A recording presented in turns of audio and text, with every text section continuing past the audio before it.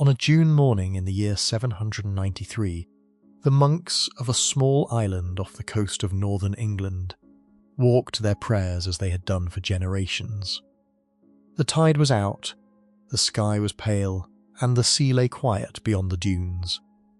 Then out of that quiet sea came ships unlike any the monks had ever seen, long and low and fast, their prows carved into the heads of serpents and dragons.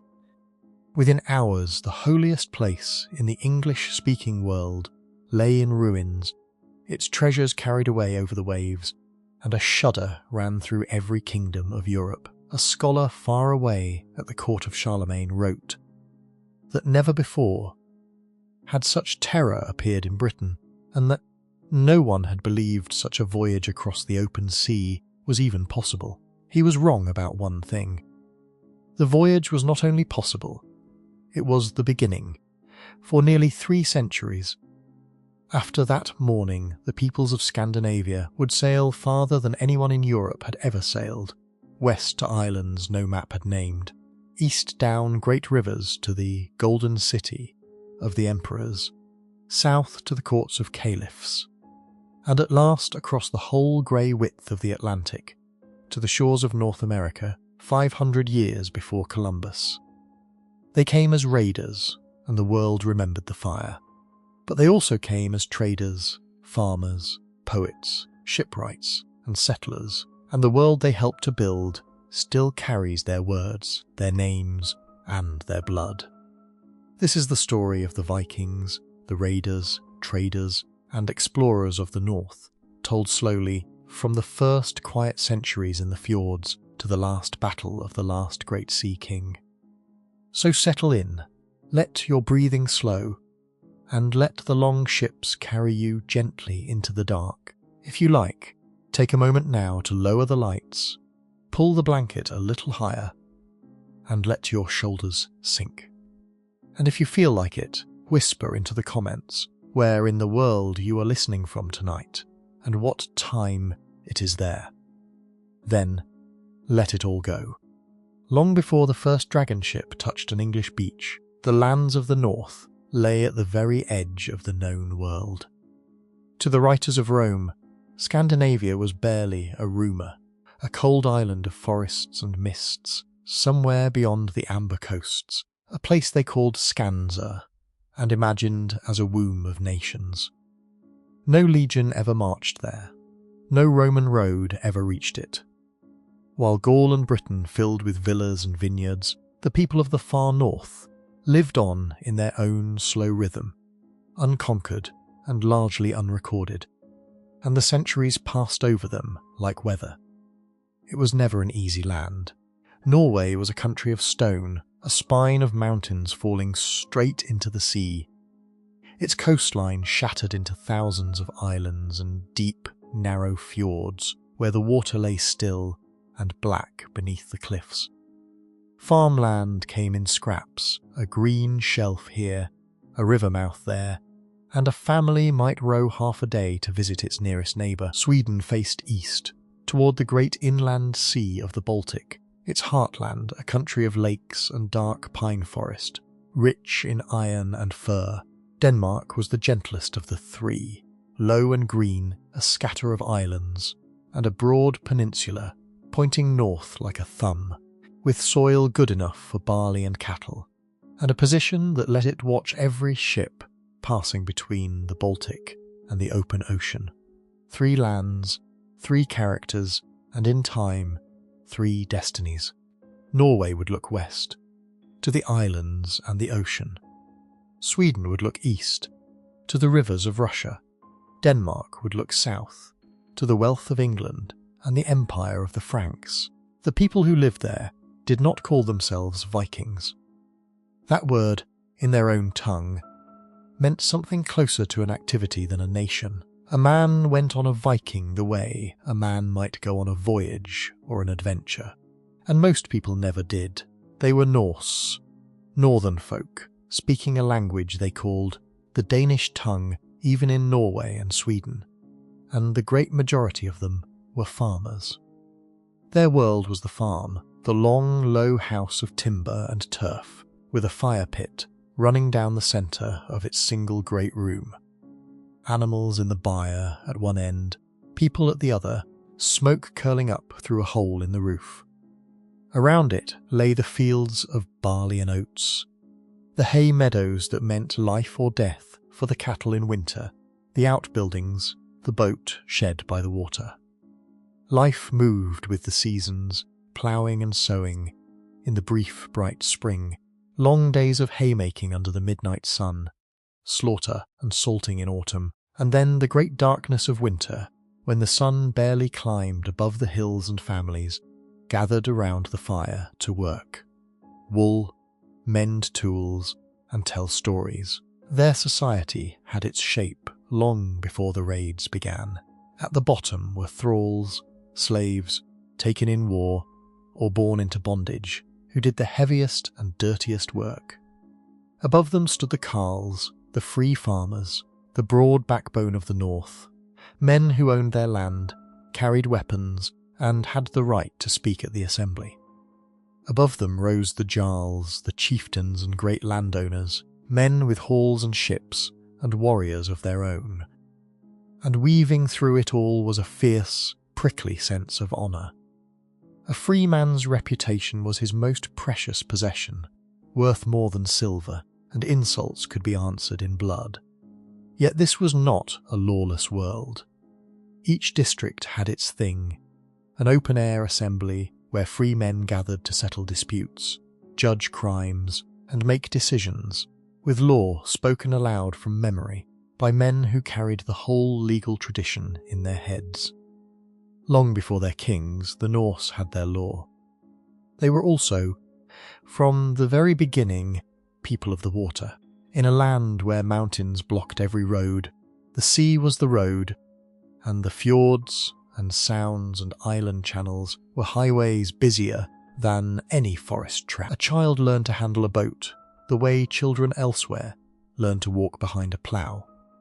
Fishermen worked the cod banks, traders rode up the coast with iron and furs and walrus ivory, and every farm of any standing kept a boat the way it kept a barn. For centuries, Norse shipwrights had been quietly improving their craft, learning to build hulls of overlapping planks, light and flexible, that flexed with the waves instead of fighting them.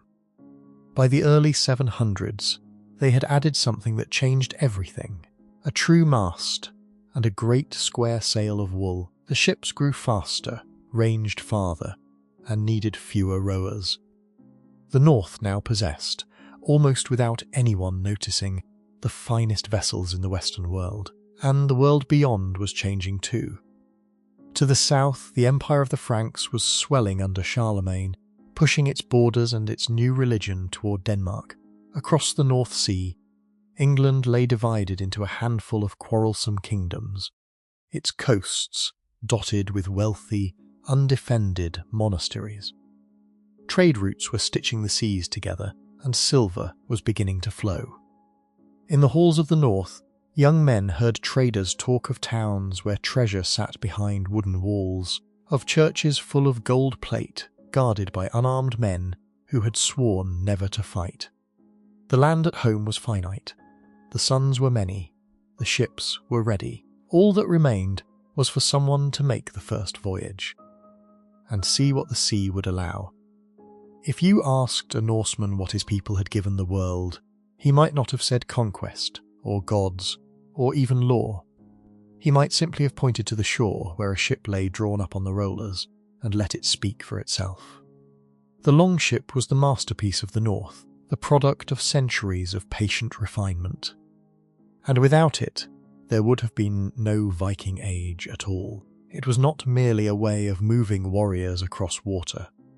It was the key that unlocked every door: the deep fjord, the shallow river, the open ocean, the sudden beach. Other peoples had ships. No one else had ships like these. Consider how one came to be. It began in the forest in winter, when the sap was low.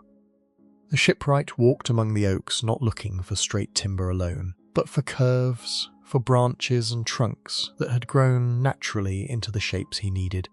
A bend for a rib, a sweep for the stem. Wood split along its grain is stronger than wood sawn across it, and the Norse split everything, working green timber with axes and wedges rather than saws, so that every plank kept its long fibres unbroken. The keel came first, a single mighty length of oak laid down on the strand, and from its ends rose the curving stem and stern posts. Then, plank by plank, the hull grew upward, each strake overlapping the one below and riveted to it with iron nails, in the style the North called clinker building. The ribs went in afterward, shaped to fit the shell, and here lay the secret. The hull was not lashed rigidly to its skeleton. It was allowed to move, to flex and twist as the waves worked it, a living thing rather than a box. Men who sailed replicas of these ships, 1,000 years later, reported watching the whole hull ripple gently along its length in a heavy sea, bending where a stiffer vessel might have broken. The result was almost miraculously light. A warship that could carry 60 men might draw less than a metre of water, so shallow that it could run up rivers no seagoing vessel had any business entering, and be hauled out onto a beach by its own crew. It was double-ended, prow and stern alike, so that it could reverse off a hostile shore without turning. Under oars, it could creep up an estuary against the wind. Under its great woolen sail, it could cross the North Sea in a matter of days, and modern trials suggest the best of them could touch 15 knots or more, with a strong wind on the quarter, a speed nothing else afloat in Europe could match. The steersman guided it with a single side rudder, mounted on the right-hand side of the hull, the steering board, the steerboard side, and that homely word survives in every ship afloat today as starboard. Not all of them were warships. The Norse built a whole family of vessels, and the quiet workhorse of the age was the Nar, the ocean-going cargo ship, shorter and deeper and broader than the sleek longships, driven almost entirely by sail, with a hold amidships for cargo, livestock, timber and household goods. It was the Nar, not the dragon ship that carried settlers to Iceland and Greenland with their cattle lowing in the open hold, and the Nar that hauled dried fish and walrus ivory and homespun cloth along the sea lanes of the north. The longship took the plunder, but the Nar built the world. The ships that survive today were found in graves, and that tells its own story. At Oseberg in Norway, archaeologists opened a great burial mound in the year 1904 and found a whole ship of carved oak, its prow spiralling like a fern, and within it the bodies of 2 women laid out with wagons, sledges, tapestries and chests, one of them perhaps a queen. At Gokstad nearby, a chieftain had been buried in a stout seagoing vessel, with 64 painted shields hung along its rails. To the Norse, a ship was not just property. It was the vehicle of the dead, the thing that carried you out of this world, as it had carried you through it. And when poets wanted to praise a king, they called him the Lord of the Wave Horse, the rider of the sea steed. A crew was its own small society. There were no cabins and no shelter. Men rowed and slept at their sea chests, which served as rowing benches, wrapped in skin sleeping bags against the spray, eating dried fish and butter and sour milk, drinking from a shared cask. In open water, they steered by the sun and stars, by the flight of birds, by the colour and temper of the water, by the memory of sailing directions, passed from captain to captain, mountains kept at a certain angle. So many days on this bearing, then turn when the seabirds thicken. It was navigation without instruments, carried entirely in the head, and it took them, in time, across the widest and emptiest waters any European had ever crossed.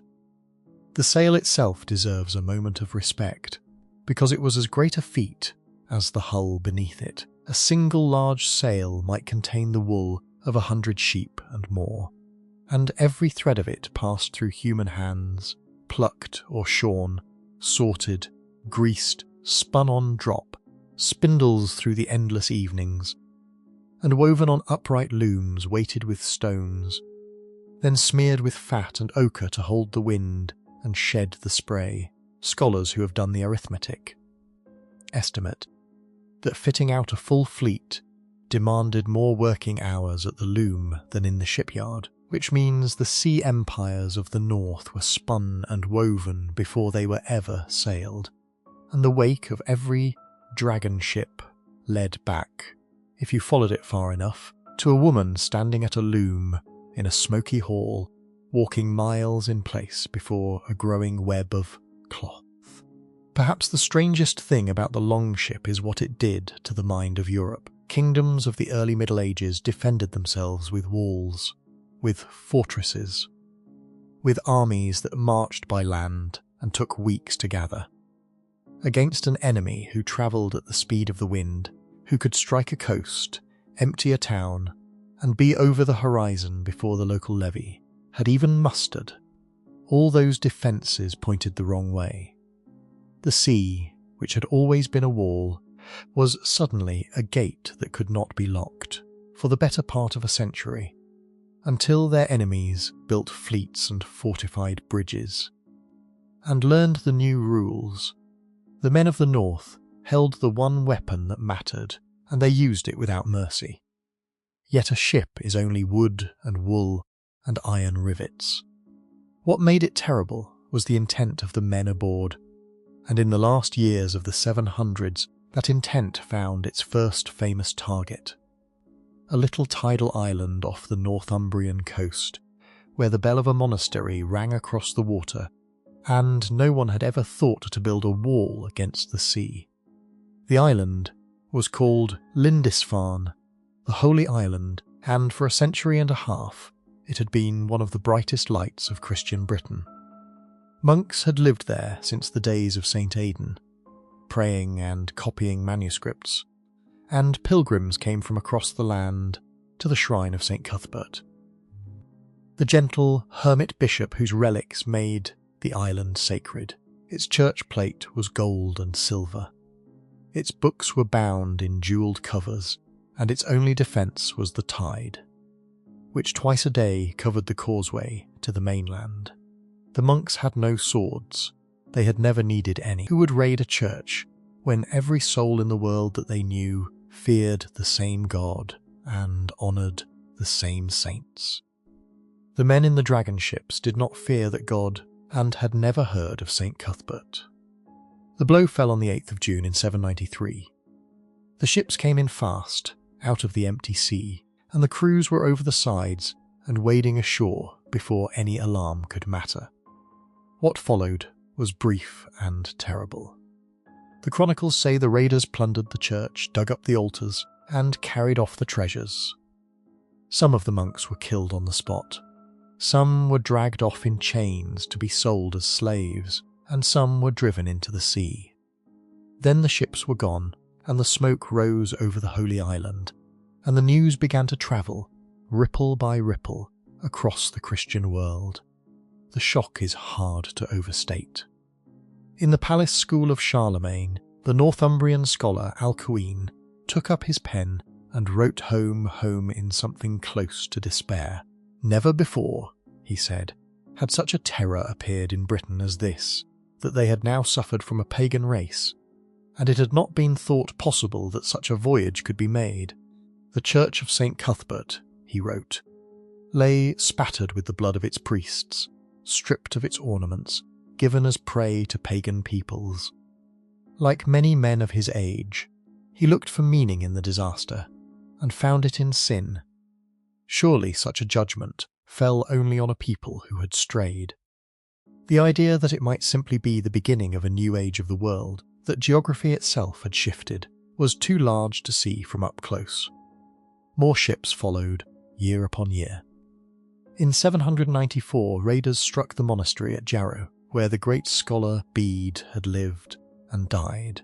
In 795, they burned the island abbey of Iona, off the west coast of Scotland, the mother house of Celtic Christianity, and they came back to Iona again and again until, in 806, they killed 68 monks on the beach in a single morning at a place remembered afterward as Martyrs Bay. Ireland, rich in monasteries and utterly unprepared, suffered worst of all. The annals of the Irish become a litany of burnings: Recrew burned, Enis Murray plundered, Bangor ravaged, the shrines broken and the relics scattered. The raiders learned the coasts, learned the seasons, learned which rivers led inland to which treasuries. They began to winter over instead of sailing home, camping on islands in the estuaries, and each spring their reach grew longer.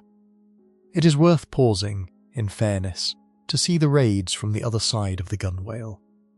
To the men who rowed those ships, a monastery was not a sacred place. It was a warehouse, poorly guarded, stuffed with precious metal, and with people who could be sold. And raiding it was no different in kind from what kings and warriors did to one another all over Europe in that violent age. Charlemagne himself was busy in those same decades slaughtering and forcibly converting the pagan Saxons on his northern border, and the Norse heard about it. Some historians think the fury of the first raids carried an edge of answer, the pagan North striking back at the wealthy, aggressive Christian world pressing up against it. Silver was the reason. But silver, in the North, was never only wealth. It was reputation, the means by which a young man became somebody, the gift a chieftain gave to bind his warriors, the bride price, the proof. The raids were an economy of honour, and the monasteries of the West were paying for it. By the 830s, the storm was no longer a matter of scattered lightning. Fleets of dozens of ships were entering the Thames, the Seine, and the Shannon. Trading towns like Dorestad in Frisia, the richest port of northern Europe, were sacked so many times that people simply moved away. And in the halls of the north, the men who had begun as summer raiders were beginning to think in grander terms. Why carry the silver home when you could stay and take the land it grew from? The age of the raid was becoming the age of conquest, and the first great prize on the list was the divided, wealthy, quarrelsome island of England. The rhythm of those early decades settled into something almost seasonal, and the coastal peoples of the West learned it the way farmers learn frost. The raiding season opened when the spring gales eased and the sowing at home was done, and it closed when the autumn storms made the crossing. A gamble no sensible captain took. In between lay the long bright months when every headland was watched and every strange sail emptied a village. In Ireland, a 9th century monk copying a manuscript on a wild night scribbled a little verse in the margin that says it better than any chronicle. "The wind is fierce tonight," he wrote. "It tosses the sea's white hair, and so I need not fear the wild warriors of Norway, who sail only on quiet seas." Somewhere in those words is the whole texture of the age, a scholar bent over vellum, listening to the storm, grateful for bad weather. Along the coasts, people buried their valuables, and some never came back for them, and their hoards surface, still under ploughs and metal detectors, church silver and hack metal and coins hidden in a hurry. 12 centuries ago, each one a small sealed moment of fear. England in the year 1865 was not one country but 4. Northumbria held the north, Mercia the Midlands, East Anglia the eastern bulge, and Wessex the south, and they had spent generations fighting one another for supremacy. Into this divided island, in the autumn of that year, came something new, not a raiding fleet that would strike and vanish, but an army, a great army, as the Anglo-Saxon Chronicle called it with a shudder, the Great Heathen Army, thousands of warriors under a cluster of allied commanders, come not to plunder but to stay. Later legend gave the army a story worthy. Its leaders, the sagas said, were the sons of Ragnar Lothbrok, the most famous Viking of them all, a half-legendary sea king whom the Northumbrians had supposedly captured and thrown into a pit of serpents, and who died laughing, promising that his piglets would grunt when they heard how the old boar suffered.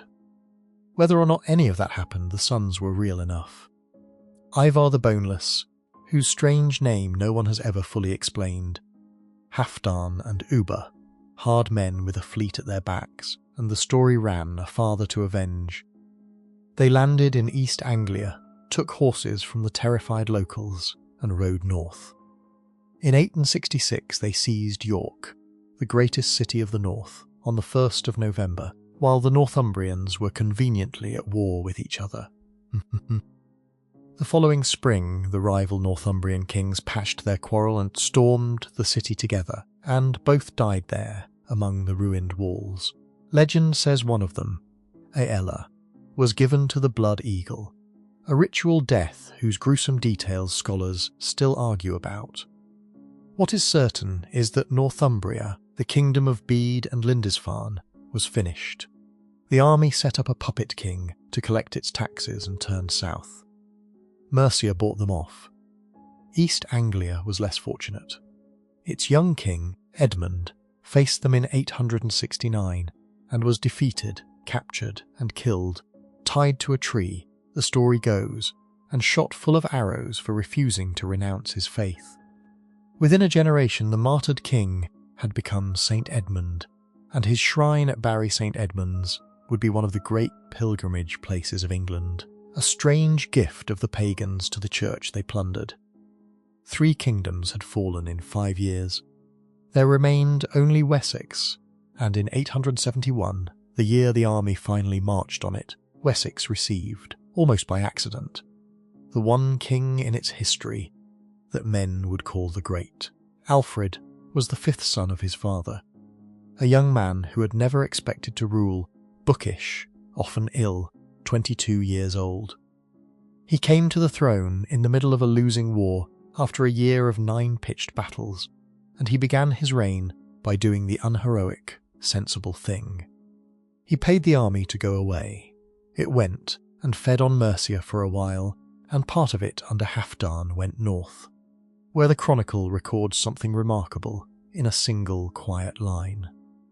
In 876, Halfdan shared out the land of the Northumbrians, and they proceeded to plough and to support themselves. The wolves had begun to become farmers. This was the founding of what would be called the Danelaw, the great swath of eastern and northern England, from York down through the 5 boroughs of Lincoln, Nottingham, Derby, Leicester and Stamford into East Anglia, where Danish law ran. Danish speech was heard in the lanes, and Danish farmers settled beside English ones, close enough in language and life that within a few generations the two peoples were blurring into each other. But the war was not over. In the depths of winter, in January 878, the remaining army, under a king named Guthrum, broke every custom of the fighting season and struck at Chippenham, where Alfred was keeping Christmas. The king escaped with a handful of men into the marshes of Somerset, and for a few months the last English kingdom existed, mainly in the person of a fugitive hiding among the reed beds of Athelney, raiding his own occupied country for supplies. From those months come the most beloved of all English royal legends, Alfred, unrecognised, taking shelter in a peasant woman's hut, so lost in thought over his ruined kingdom that he let her loaves burn on the hearth and meekly accepted her scolding. In the spring, the fugitive sent out word, and the men of Somerset, Wiltshire, and Hampshire came to him at a stone called Egbert's Stone, and, as the chronicle says, they were glad of him. At Eddington, in May 878, Alfred met Guthrum's army in open battle and broke it. And then he did the extraordinary thing. Instead of massacre, he offered terms.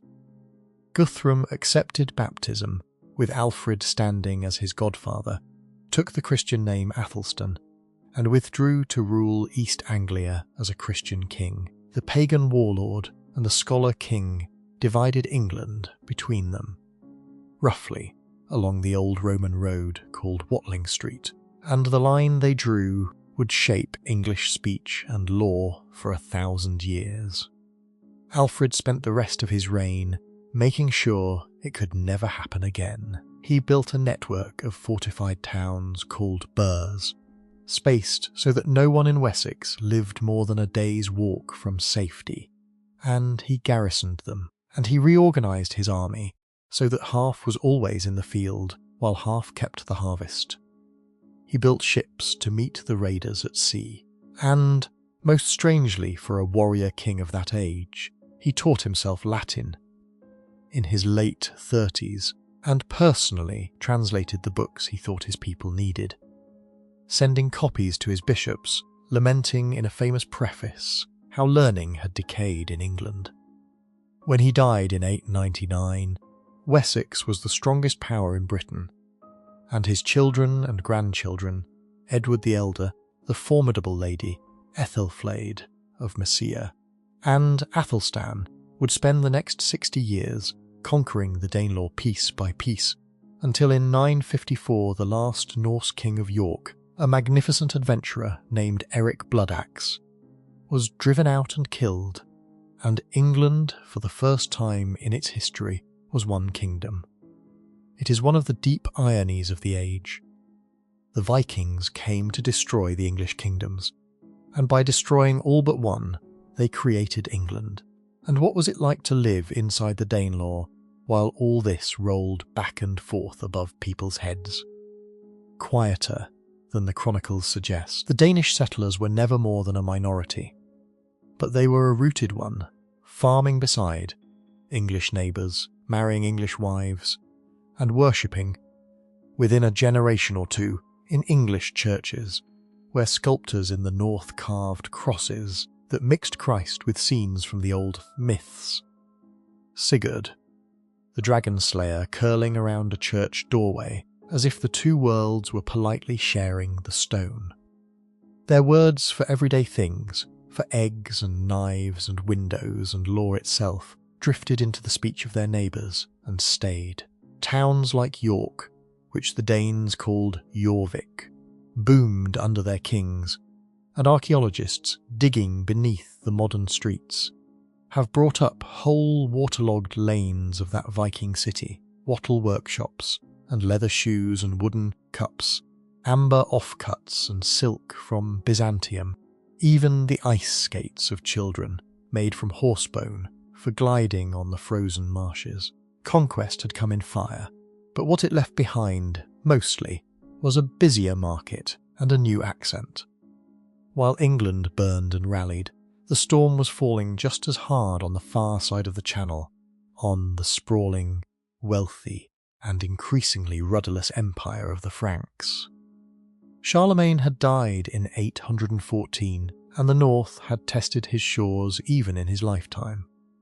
An old story says the emperor once stood at a window in a town in southern Gaul and watched Norse ships prowling offshore and wept, not for fear of himself, he said, but because he foresaw what evils they would bring upon his descendants.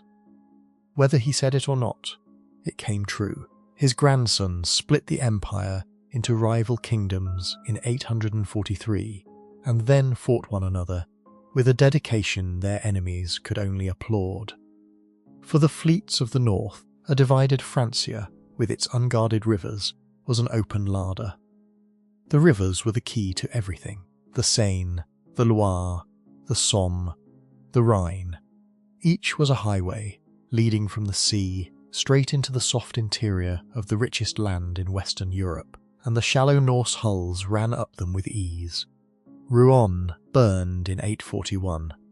Nantes was sacked in 843. On the feast of St. John, its bishop cut down, tradition says, at his own altar. In 845, a great fleet of 120 ships under a leader, the Franks called Reginharus, whom legend loves to identify with Ragnar Lothbrok himself, rowed up the Seine to Paris, then a modest town crowded onto an island in the river. King Charles the Bald gathered an army, unwisely divided it between both banks, and watched one half destroyed while the other looked on. The raiders hanged over 100 prisoners on an island in the Seine as an offering to Odin, occupied the city on Easter Sunday, and left only when the king paid them £7,000 of silver and gold.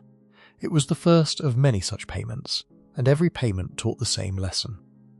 The Franks would pay.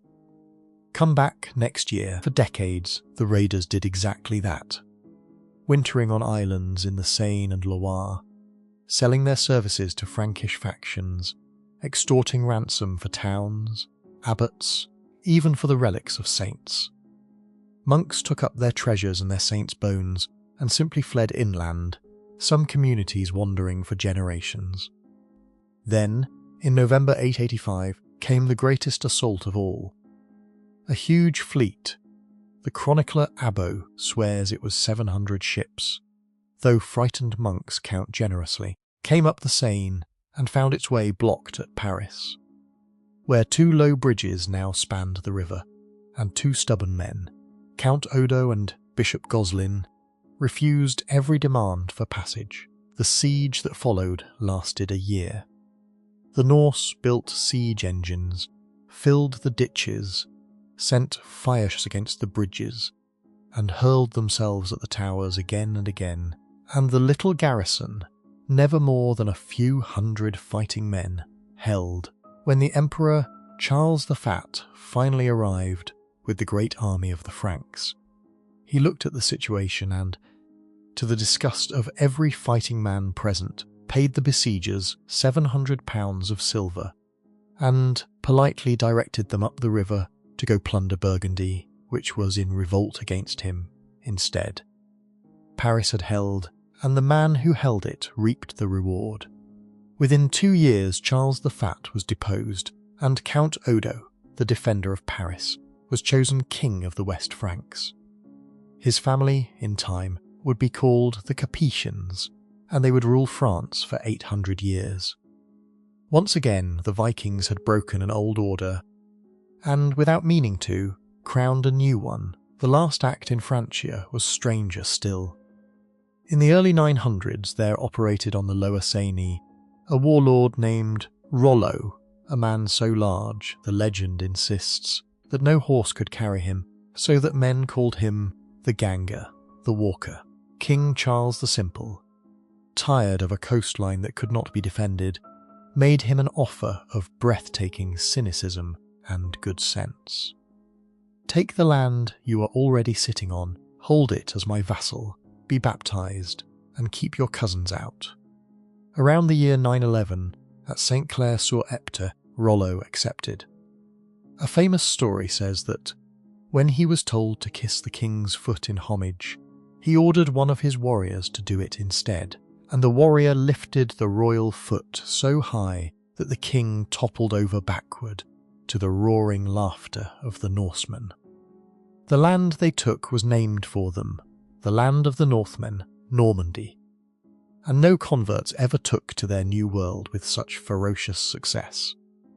Within a century and a half, the descendants of Rollo's crews were French-speaking Christian knights, builders of castles and cathedrals, and in 1066, one of them, Rollo's great-great-great-grandson William, would sail across the Channel and conquer England itself. The dragon ships had become the dukes, while the Danes and Norwegians turned their prows west. The Swedes looked out across the Baltic at a different horizon and found a different destiny.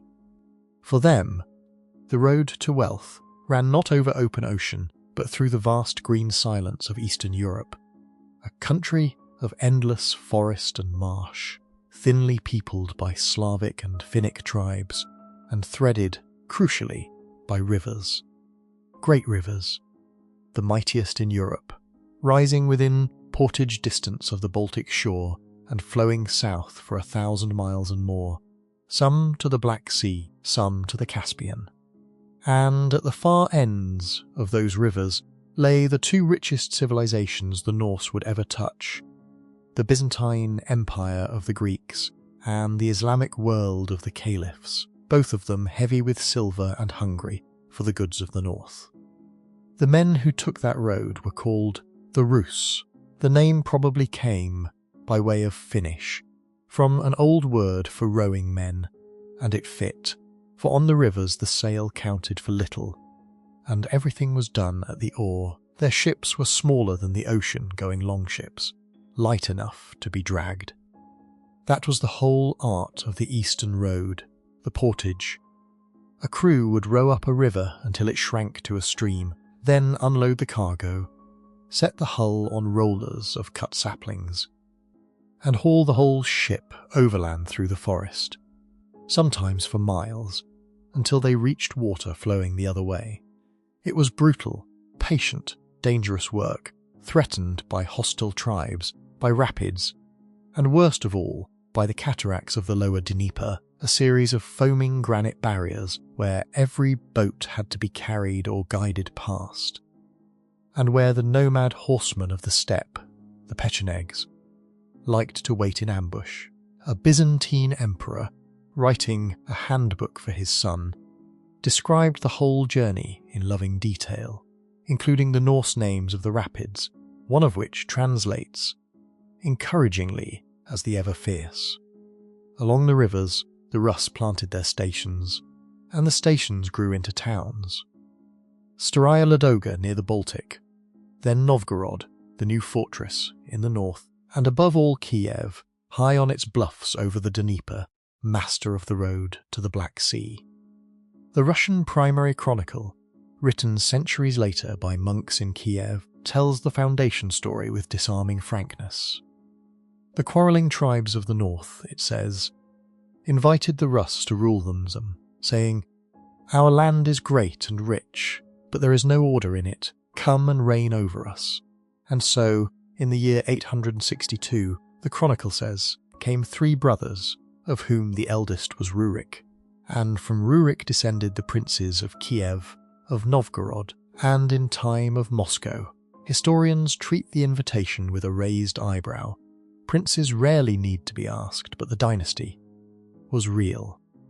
The Rurikids would rule in the lands of the Rus for over 700 years, and the land itself took their name. The land of the Rus, Russia. Twice the Rus did what only they would have dared, and rode against Constantinople itself, the greatest city on earth, in 860, and again in 907, whence legend says there Prince Oleg nailed his shield to the city gate. The Greeks, who called them Varangians, met them with diplomacy, with trade treaties whose texts still survive, and, when needed, with their terrible secret weapon, Greek fire, sprayed burning across the water. In the end, the two peoples settled into a wary, profitable embrace. Every summer the trading fleets came down from Kiev, laden with furs, wax, honey, and slaves, and went home with silk, wine, glass, and silver. And the emperors, who trusted their own guards not at all, began to hire the northerners as bodyguards. So was born the most famous regiment of the Middle Ages, the Varangian Guard, the axe-bearing barbarians of the palace, whose loyalty was to the emperor's person and whose pay was legendary. Service in Miklagard, the great city, became the dream of ambitious northerners for 2 centuries. The most famous of them all was a towering Norwegian prince named Harald Sigurdsson, who arrived as a refugee around 1034, fought for the empire in Sicily and the Holy Land, allegedly captured 80 towns, was imprisoned in a palace intrigue, escaped, and rode away across the Black Sea with a fortune. Remember his name, for he went home to become a king, and this story will end with him. Even now, a visitor to Istanbul can climb into the gallery of Hagia Sophia and find, scratched into the marble of a parapet by some bored guardsman 1,000 years ago, a runic scrawl that seems to read, simply Halfdan carved these runes, the farthest graffiti of the north. Life on the eastern road bred its own kind of man, patient, watchful, amphibious. A Russ trading company might be away for a year or more, wintering in the river towns, waiting for the ice to open, guarding the boats in shifts through the white nights. They paid tribute to some tribes and took it from others, learned Slavic words and Slavic gods, took Slavic wives, and within a few generations the rulers of Kiev bore names like Sviatoslav and Vladimir. Where their great-grandfathers had been Helgi and Ingvar, the Norse thread sinking into the Slavic cloth, until only the dynasty's memory and a scatter of loanwords marked where it had been. In the year 988, Prince Vladimir of Kiev, a descendant of Rurik, chose a faith for his people, and the story says he sent envoys to sample the great religions of the world, and that the envoys came back from the services of Constantinople saying that they had not known whether they were in heaven or on earth. Kiev was baptized in the Dnieper, the same river the boats had been dragged past the rapids for 100 years, and the road to Miklagard became, in time, a road of pilgrims as well as furs. Silver was the sun around which the whole Viking world turned, and it is time to follow the money. For all the fire and the famous battles, the greater part of the Norse presence abroad was commerce, patient, calculating, and vast in scale. The proof lies buried in Scandinavian soil, across Sweden alone, and especially on the island of Gotland. In the middle of the Baltic, farmers and archaeologists have unearthed hundreds of buried hoards containing in total tens of thousands of Arabic silver coins, dirhams struck in Baghdad, in Samarkand, in Tashkent, coins that travelled 4,000 miles from the mints of the Caliphate to end their days under a Baltic farmhouse floor. Each hoard is a frozen moment of the 10th century, a merchant's working capital hidden against troubled times and never reclaimed. Whatever happened to the men, the silver remembers the routes. What did the North sell to draw all that silver? Furs. First of all, the deep winter pelts of marten, sable, beaver, and fox, trapped in the endless forests of the north and east, the luxury that every wealthy household from Cordoba to Baghdad craved.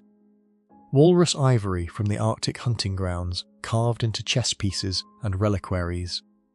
Amber from the Baltic beaches. Down, falcons, whetstones, iron, honey, wax for the candles of churches and mosques alike, and, most profitable and most terrible of all, human beings. The slave trade was the dark engine of the Viking economy, and there is no honest way to tell this story without it. The captives taken in Ireland, in England, among the Slavs, whose very name would come to mean slave in the languages of Europe, were marched and shipped to the great markets and sold south. An Arab traveller named Ibn Fadlan met a company of Rus slave traders on the Volga in the year 922 and left an unforgettable portrait. Magnificent men, tall as palm trees, tattooed from fingernails to neck, each with axe and sword, always at hand, and utterly ruthless with the young women they had brought to sell. His account of a chieftain's funeral on that riverbank, the burning ship, the sacrificed slave girl, the wild rites, is one of the most vivid and unsettling eyewitness documents of the entire Middle Ages, a reminder that the trade routes glittered with silver and ran on human misery. Where the routes crossed, towns grew, and the Norse towns were something new in the north.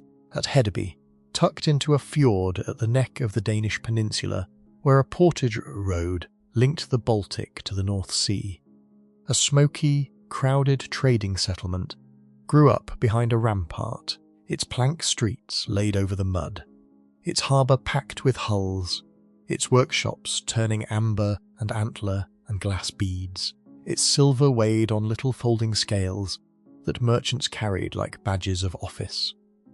Birka in Sweden served the eastern trade on an island in Lake Malar.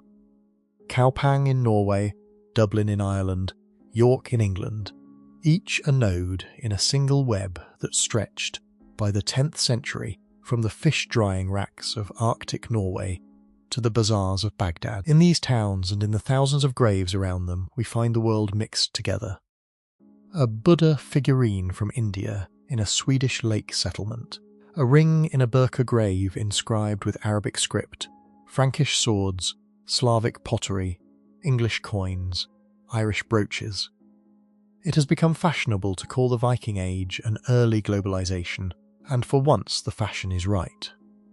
The dragon prows carried terror, but in their holds quietly they carried the world. It helps, when picturing this world, to understand what money actually was in it, because for most of the Viking Age the North had no real coinage of its own. Silver was money by weight, and nothing else mattered, not the face on the coin, not the king it named, not the language of its inscription. A merchant carried a small folding balance and a set of weights, and when a price was agreed, silver went into the pan. Whole dirhams, dirhams cut into halves and quarters, chopped up brooches, twisted rods, rings snipped into pieces, what scholars call hack silver, valued at nothing but its mass and purity. Traders tested coins by nicking them with a knife to check for copper cores, and hoard after hoard is full of these little pecks and cuts, the fingerprints of 1,000 suspicious transactions. Arm rings were minted, so to speak, in standard weights, wealth you could wear, ready to be sheared into change, and a chieftain who gave a warrior a ring was making a payment and a bond in a single gesture. Only late in the age did Norse kings begin striking coins in their own names, and that small change, a king's face on the silver, was itself a sign that the wild, free market of the sea was being tamed into kingdoms. Step away now from the burning coastlines and the silver roads, and come home to an ordinary farm in the north on an ordinary day, because this is where almost every Norse life was actually lived. Picture the long hall in the early morning, a low building of timber and turf, its roof green with growing grass, its walls thick against the wind. Inside, the light is dim and warm and brown.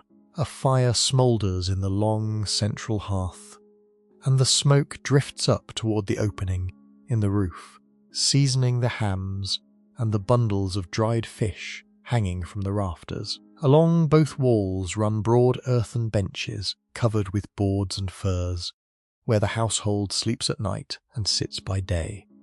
The air smells of wood smoke, wool, animals, and porridge. Somewhere in the shadows a quern stone begins to grind, a heavy, rhythmic scraping, for the day's bread must be ground grain, by hand, and that sound, more than any war horn, was the true music of the Viking Age. Women spent hours of every day at the quern and the loom, and when archaeologists examine the skeletons of Norse women, they find the marks of that labour written in the bones of their arms and backs. The household was the world. A prosperous farm might hold 3 generations, plus servants and slaves, plus fosterlings, children of allies and kin sent to be raised, for fostering wove families together, as surely as marriage.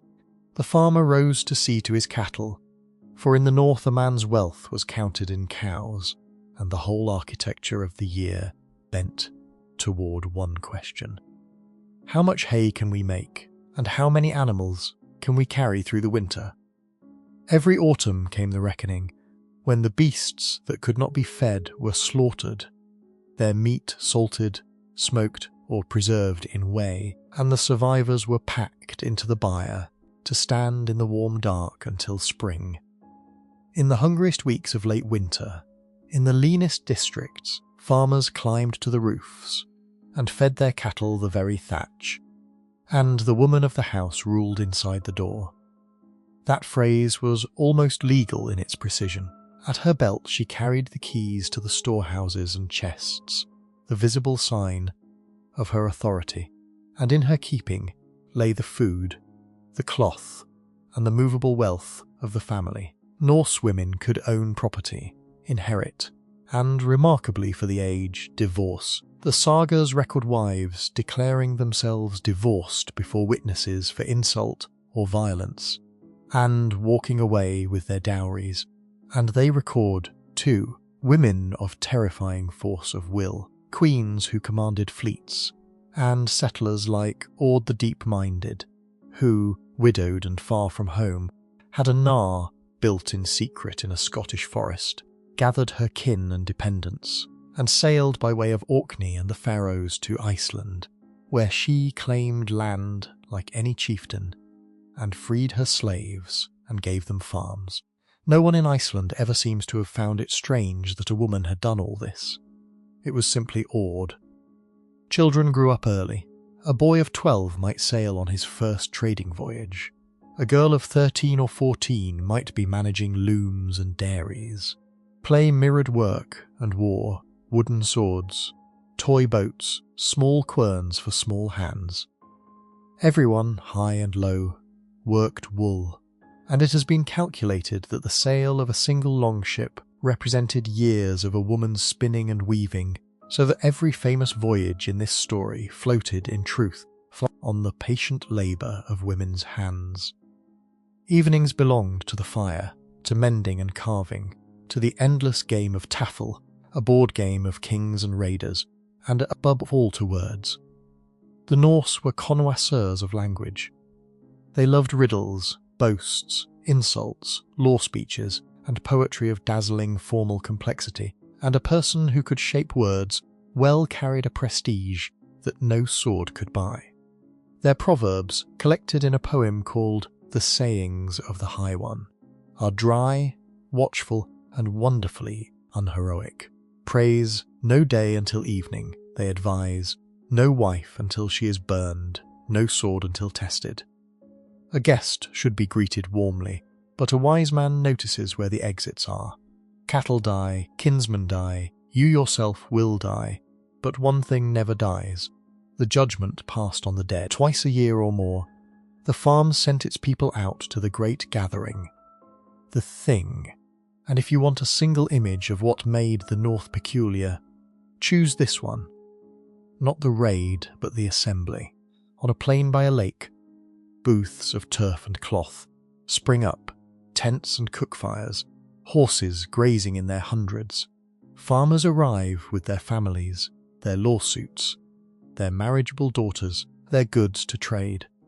A law speaker recites from memory a third of the entire law each year, standing on a rock or a mound, and cases are argued before panels of neighbours with a formality that would not shame a modern courtroom. There are no police and no prisons. The strongest sentence the assembly can pass is outlawry, which simply removes a man from the protection of the law, so that anyone may kill him without penalty. And in a land of long winters and long memories, that was usually enough. Feuds simmered and sometimes exploded, and the sagas are full of them. But the ideal, held up again and again, was the man of balance, slow to anger, generous, shrewd at law, formidable only when pushed. With law shall the land be built, says the old maxim, and they meant it. They ate better than their reputation too. The daily board was plain: barley bread and butter, porridge, cheese and skyr, dried and salted fish, cabbage and onions, and wild berries in their season, washed down with sour milk or thin ale. But the North knew how to feast, and feasting was half government. When a chieftain broached the winter ale and filled his hall, the seating itself was politics. Who sat high, who sat near, who was handed the horn first, and the boasts and gifts and marriages arranged over the boiled horse meat, and the mead did more to order society than any assembly. Mead, honey wine, was the drink of poetry and promises, and men swore oaths on the cup that bound them past death. Guests brought news, and news was almost currency. For a hall in a fjord, heard of the world through travellers, the way a shore hears the sea in a shell, and a skald who could sing the latest doings of kings could eat all winter on his memory. They were also, it must be said, surprisingly well groomed. The popular picture of the filthy barbarian collapses on the evidence, for combs of bone and antler are among the most common of all Viking Age finds, in graves, in towns, in shipwrecks, everywhere. Norsemen bathed weekly on Saturday, which, in Scandinavian languages, is still called washing day, and an English chronicler grumbled that the Danes combed their hair, changed their clothes, and bathed so often that they seduced honest Englishmen's wives and daughters. They dressed in colour, madder red and woad blue and walnut brown, pinned their cloaks with worked silver, and filed decorative grooves into their front teeth, which they may have filled with pigment. A fashion archaeology has found on dozens of male skulls, and no one has fully explained. Vanity, it turns out, sails well, yet even on the busiest farm, with the querns grinding and the children shouting and the hay coming in, no one ever quite forgot that the world was larger than the daylight showed, that the land had older owners, and that above the smoke hole, beyond the weather, the gods were watching, quarrelling, and waiting for the end of all things.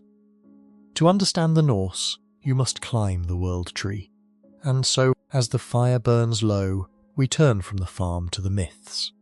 The universe, as the North imagined it, was held in the branches of a tree. Yggdrasil, the world ash, greater than thought, its roots reaching down into wells of fate and memory, its crown above the sky. Around and within it hung the 9 worlds, the world of men, called Midgard, the middle enclosure, ringed by an ocean where a serpent so vast that it circled the earth lay biting its own tail. Above, Asgard, the fortress of the gods. Below and beyond, the worlds of giants, of the dead, of fire and mist. An eagle sat in the tree's crown, a dragon gnawed its deepest root, and a squirrel named Ratatosk ran endlessly up and down the trunk, carrying insults between them, which is perhaps the most Norse detail in all of mythology. The tree suffered, the poems say, more than men know, and yet it stood, and while it stood, the worlds went on. The gods of Asgard were not perfect beings. They were powerful, flawed, doomed, and vividly alive. Odin, the All-Father, was the strangest chief god any people ever chose, a one-eyed wanderer in a broad hat, god of kings and poets and hanged men, master of magic and battle frenzy, who traded an eye for a single drink from the well of wisdom and hung himself on the world tree for 9 nights, wounded with a spear, a sacrifice of himself to win the secret of the runes. He knew, because he had paid wisdom's price to know, exactly how the world would end. And everything he did, the gathering of slain warriors into his hall of Valhalla, the endless scheming, the ravens named Thought and Memory that he sent out each morning across the worlds, was preparation for a battle he also knew he would lose. Thor, his son, was everything Odin was not: huge, red-bearded, direct, the thunderer whose chariot wheels rumbled across the sky, protector of farmers and sailors, forever setting out east with his hammer, Mjolnir, to crack giant skulls. The people loved him best. Far more amulets of Thor's hammer survive than of any other symbol, tiny iron and silver hammers worn at the neck, and when Christianity came, smiths hedged their bets with soapstone moulds that could cast crosses and hammers side by side. Freyja, the great goddess, rode a chariot drawn by cats, and claimed half the battle dead for her own hall, and wept tears of gold. Frey, her brother, gave harvests and peace. Loki, the beautiful, treacherous fire of the pantheon, solved as many crises as he caused, until at last he caused the one that could not be solved. The death of bright Balder, the best of the gods, killed by a dart of mistletoe, through Loki's cunning, mourned by all creation. Of all Odin's treasures, the one the poets loved to tell of was, naturally, the one that made poets. The mead of poetry, the myth ran, was brewed from the blood of the wisest of beings, killed by two greedy dwarves, and it passed from hand to hand by murder and bargain until a giant hid it inside a mountain under the guard of his daughter. Odin came for it, as he came for everything, sideways, by cunning, boring through the rock as a snake, charming the daughter, and drinking all 3 vats in 3 tremendous draughts before turning into an eagle, and racing for Asgard with the giant, also in eagle form, at his tail feathers. The gods set out vessels, and Odin made it home by a wing beat and spat the precious mead into the containers. And that mead is what he gives, drop by drop, to those he favours, which is why poetry in the north was called Odin's gift, or the god's cup. As for the few drops the eagle lost backward in the panic of the chase, those, the myth says with a straight face, fell to earth for anybody, and that is where bad poets come from. And behind all the stories stood the shadow that gives Norse myth its unforgettable flavour, Ragnarok, the doom of the powers. The Norse are the only people whose mythology dwells so lovingly on its own ending.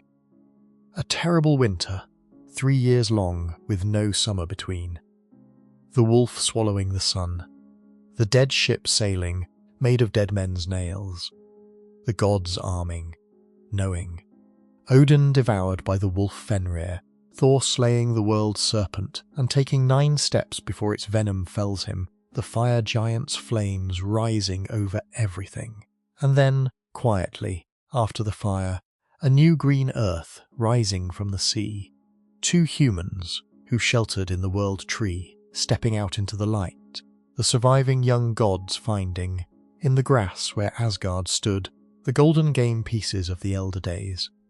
The end, and after the end, a morning. Scholars will always argue how much of that ending is pure heathen belief, and how much was shaped by Christian poets who wrote the myths down, but the temper of it is Norse to the bone.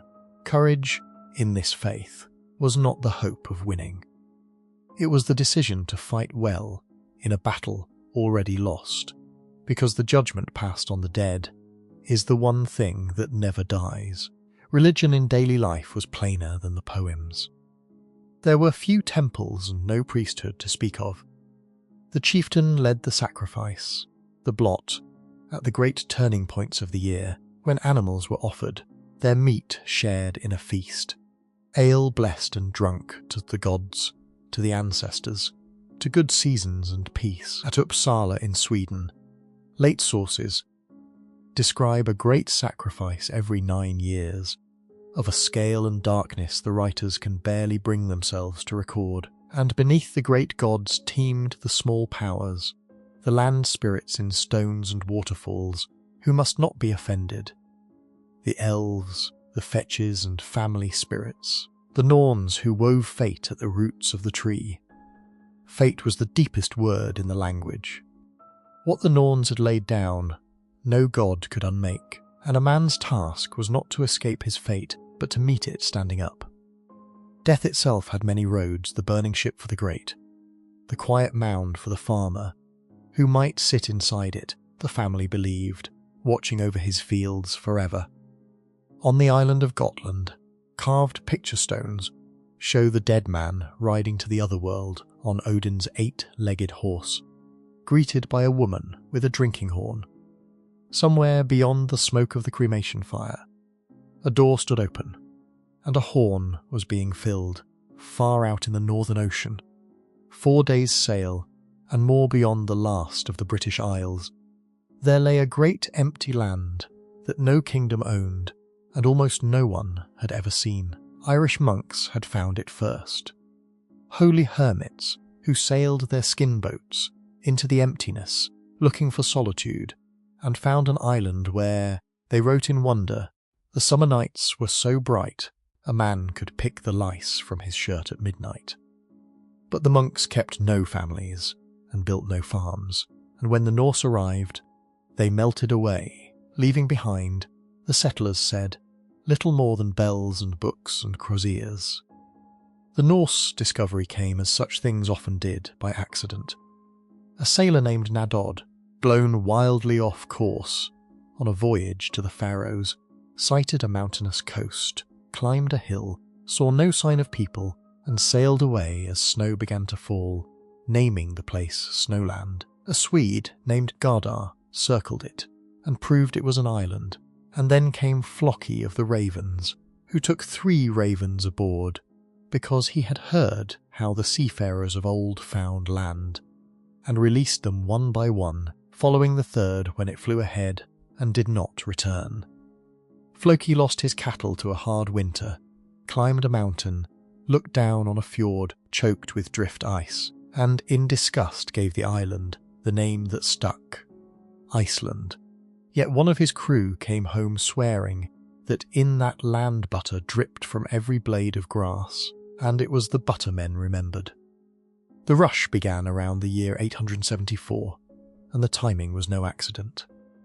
In Norway, a king named Harald Fairhair was doing something no one had ever done, hammering the proud little kingdoms and chieftaincies of the whole coast into a single realm under his own hand, and the sagas say he had sworn never to cut or comb his hair until the work was done, which is how a man called Harold Tanglehair became Harald Fairhair. For chieftains who had answered to no one in 10 generations, the choice was stark, kneel, fight, or leave. Hundreds chose to leave, and Iceland was where they went, loading their nars with families, followers, slaves, timber, and cattle, and sailing west into the open Atlantic toward a country with no king at all.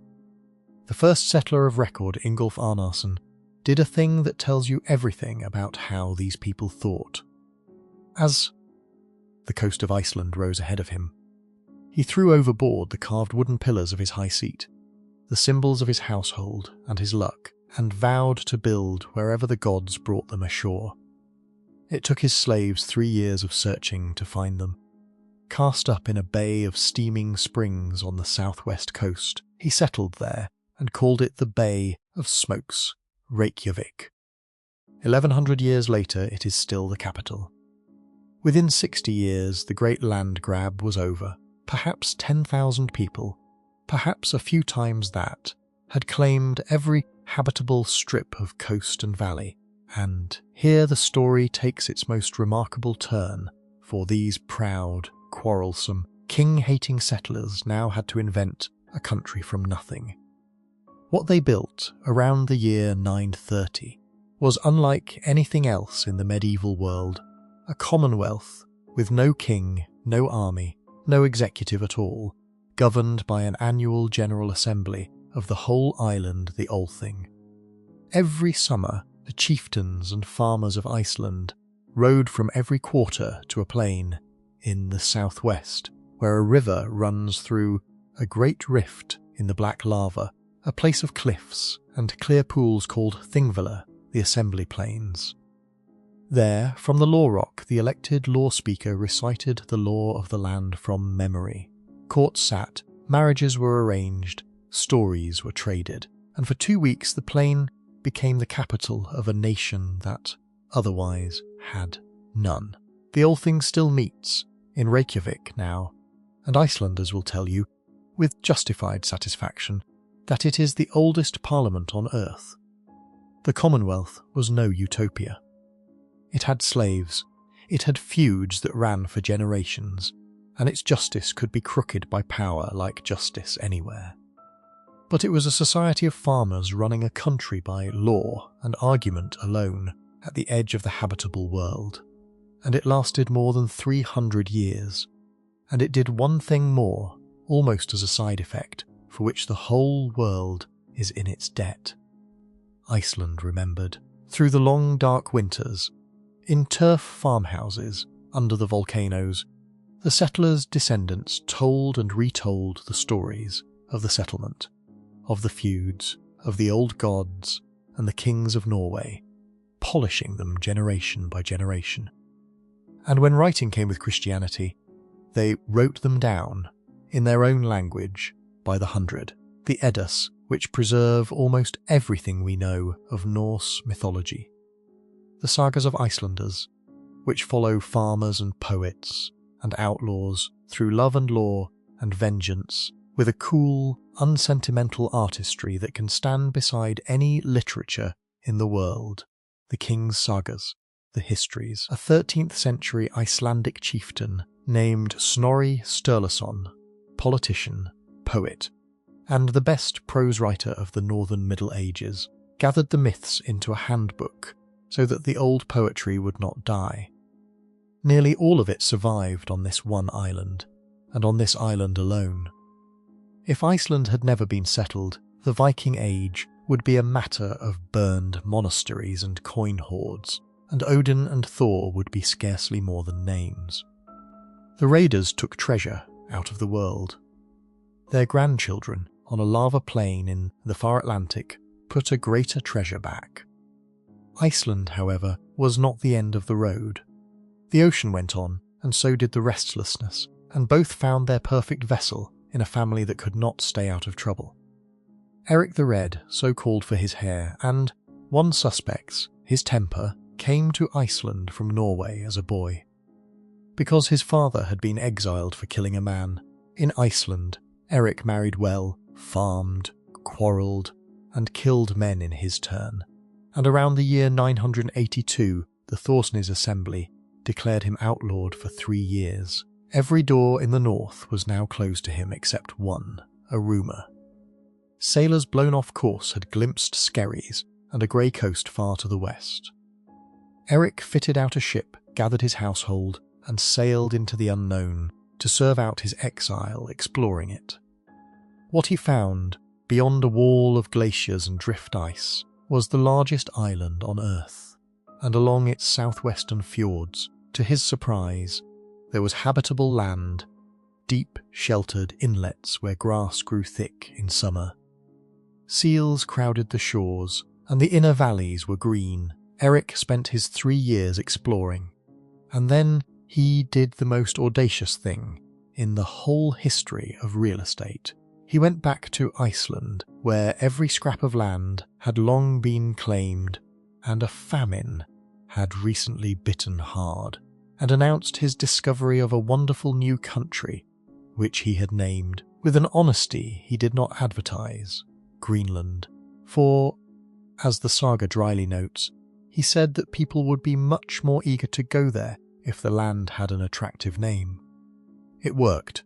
In 985 or 986, 25 ships sailed for Greenland, loaded with settlers and livestock. 14 arrived. The rest turned back or were lost, and no one recorded their names. The colony those 14 shiploads planted would endure for nearly 500 years, longer than the United States has yet existed, on the very outermost margin of the possible. 2 settlements grew up, the eastern and the western.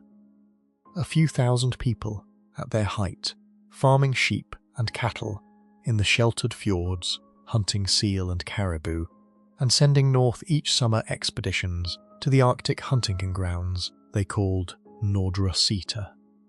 For the 2 treasures that paid for everything, walrus ivory and the hides that made the strongest ship ropes in the world. Greenland ivory travelled to the workshops of Europe, and the famous Lewis chessmen, those glowering little kings and shield-biting warriors found on a Scottish beach, are carved from the tusks of walruses that Norse hunters took in Greenland waters.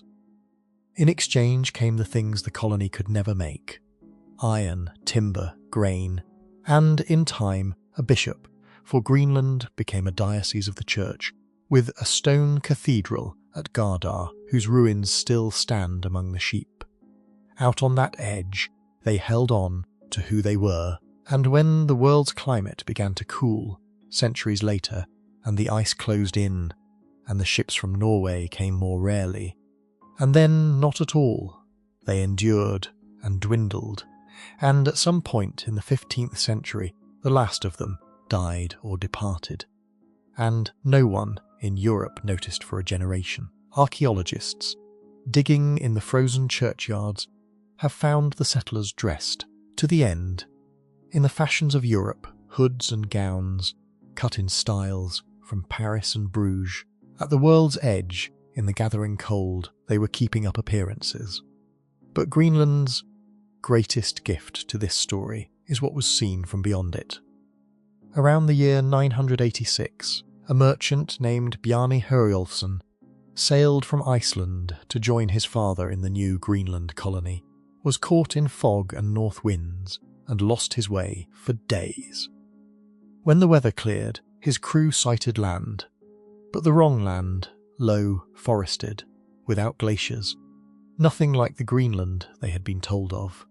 Bjarni, a cautious man with cargo aboard, refused to go ashore, coasted north past 2 more strange shores, and eventually found his way to his father's farm, where he told his story and, as far as we know, never went exploring again. Men said afterward that he had shown a great lack of curiosity, perhaps, but in the telling and retelling of Bjarni's strange voyage around Greenland's fires, a seed was planted, and it fell into the most fertile ground imaginable, the household of Eric the Red, whose children had inherited every ounce of their father's daring. There was land in the west. Someone would go. The someone was Leif, son of Eric the Red, remembered ever after as Leif the Lucky, and around the year 1000 he bought Bjarni's own ship, gathered a crew of 35, and sailed west to find the lands Bjarni had seen and been too sensible to touch. He found them in reverse order. First a land of bare rock and glaciers, which he named Helluland, the land of flat stones, and which was almost certainly Baffin Island. Then a low forested coast, with white sand beaches, which he named Markland, the forest land, the coast of Labrador, and, to timber-starved Greenlanders, a forest was a treasure in itself. And then, farther south, a country that seemed, after Greenland, almost indecently kind, rivers full of salmon larger than any they had seen, meadows of wild grass, winters so mild that cattle could graze outdoors, days and nights more equal than at home. One of Leif's men, a southerner called Tyrker, came back to camp one evening babbling with excitement in his own language, and when he calmed down, he announced that he had found grapes growing wild. And he should know, he said, for he was born where vines were common. So Leif named the new country Vinland, the land of wine, built large houses, wintered there, and sailed home in spring with a cargo of timber and grapes and a story that set every fjord in Greenland talking. For 1,000 years, that was all Vinland was, a story, told in 2 sagas that contradicted each other cheerfully on the details, and scholars argued whether it was history or wishful myth. Then, in 1960, a Norwegian explorer named Helge Ingstad, and his wife, the archaeologist Anne Stein Ingstad, following the sailing directions in the sagas along the coast of Newfoundland, asked a local man at a fishing village called Lance Ors Meadows whether there were any old ruins about. He led them to a place the villagers called the Indian Camp, a group of grassy ridges above a shallow bay. 7 years of excavation uncovered the outlines of 8 Norse buildings, turf halls of the exact Icelandic type, a smithy where bog iron had been worked, hundreds of iron rivets from ship repair, a bronze cloak pin of Norse design, and a spindle whorl, which meant spinning, which meant women had been there. Radiocarbon and tree ring dating place. The camp almost exactly at the year 1000, and one analysis of worked wood from the site pinned a felling date to the year 1021 precisely. The sagas had been telling the truth. 5 centuries before Columbus, the Norse had reached North America, built houses, repaired ships, and spun wool on its shores. It remains the only authenticated Norse site in the Americas, and very likely it was exactly what the sagas describe: a gateway camp, a base from which expeditions probed farther south, toward the grapes. Why then is this chapter of the story so short? The sagas answer honestly. The land was not empty. The explorers who followed Leif, his brothers Thorvald and Thorstein, and above all the expedition, led by the merchant Thorfinn Karlsefni and his formidable wife Gudrid, met the people who already lived there, hunters the Norse, called Skraelings, ancestors of the native peoples of the region. There was trade at first. Red cloth passed over the gunwales for furs, and there was wonder on both sides. But there was also fear and misunderstanding, and then killing, and the Norse, who could summon no reinforcements across 1,000 miles of ocean, understood the arithmetic. The sagas put the conclusion in Karlsefni's mouth that though the land was rich, there would always be war and terror hanging over them from those who lived there before. They loaded their ships and went home. Somewhere in those voyages, Gudrid gave birth to a son, Snorri, the first European child born in the Americas, who grew up to be a respectable Icelandic farmer, and his mother, in her old age, walked on pilgrimage to Rome, a woman who had seen with her own eyes the shores of two worlds. Greenlanders kept sailing to Markland for timber for centuries. An Icelandic annal notes a ship from Markland as late as 1347, but Vinland itself faded into memory, a green shore at the edge of the world, found too early by too few, while Eric's children were probing the edge of one world. The old world at home was being transformed at its heart, for the greatest conquest of the Viking Age was not made by the Norse at all. It was made upon them, quietly, by the faith of the monks they had once burned. Christianity had been seeping north for generations, carried by traders who accepted a preliminary blessing so they could do business in Christian ports, by slaves who kept their prayers, by returning Vikings who had seen the stone churches and golden cities of the south and drawn their own conclusions about whose god was richer. The old religion had no jealousy in it, and many hedged, like the settler in Iceland, who trusted in Christ on land, but called on Thor for sea voyages and hard cases. But the kings of the north came to see what the kings of the south already knew, that the new faith, with its single god, its literate priests, and its anointed monarchs, was the best friend a centralizing crown ever had. One god in heaven, one king on earth. The decisive stroke came in Denmark. Around the year 965, King Harald Bluetooth, son of Old Gorm, accepted baptism, legend says, after a missionary named Poppo carried glowing iron in his hand unburned to prove whose god was stronger. At the royal centre of Jelling, Harald raised a great stone beside his parents' mounds, carved with an image of Christ bound in northern interlace, the oldest picture of Christ in Scandinavia, and an inscription in runes declaring that Harald won for himself all Denmark and Norway, and made the Danes Christian. It is sometimes called Denmark's birth certificate, the first time the nation's name was written in its own land. Harald built bridges and ring fortresses of geometric perfection, bound his realm together, and was finally overthrown by his own son.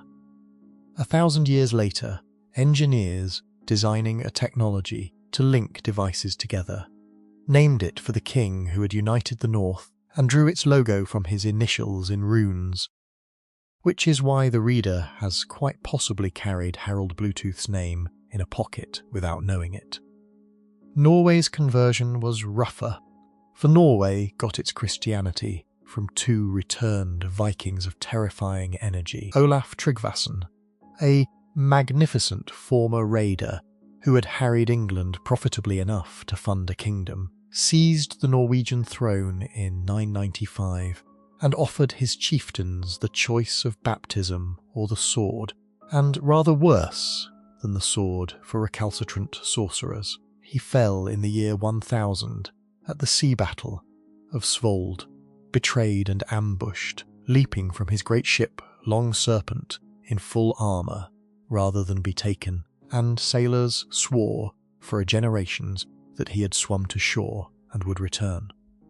A decade and a half later came Olaf Haraldsson, another converted raider who hammered at the same work until his jarls and farmers rose against him, backed by Knut of Denmark, and killed him in battle at Stiklestad in the year 1030. And then the strangest thing happened.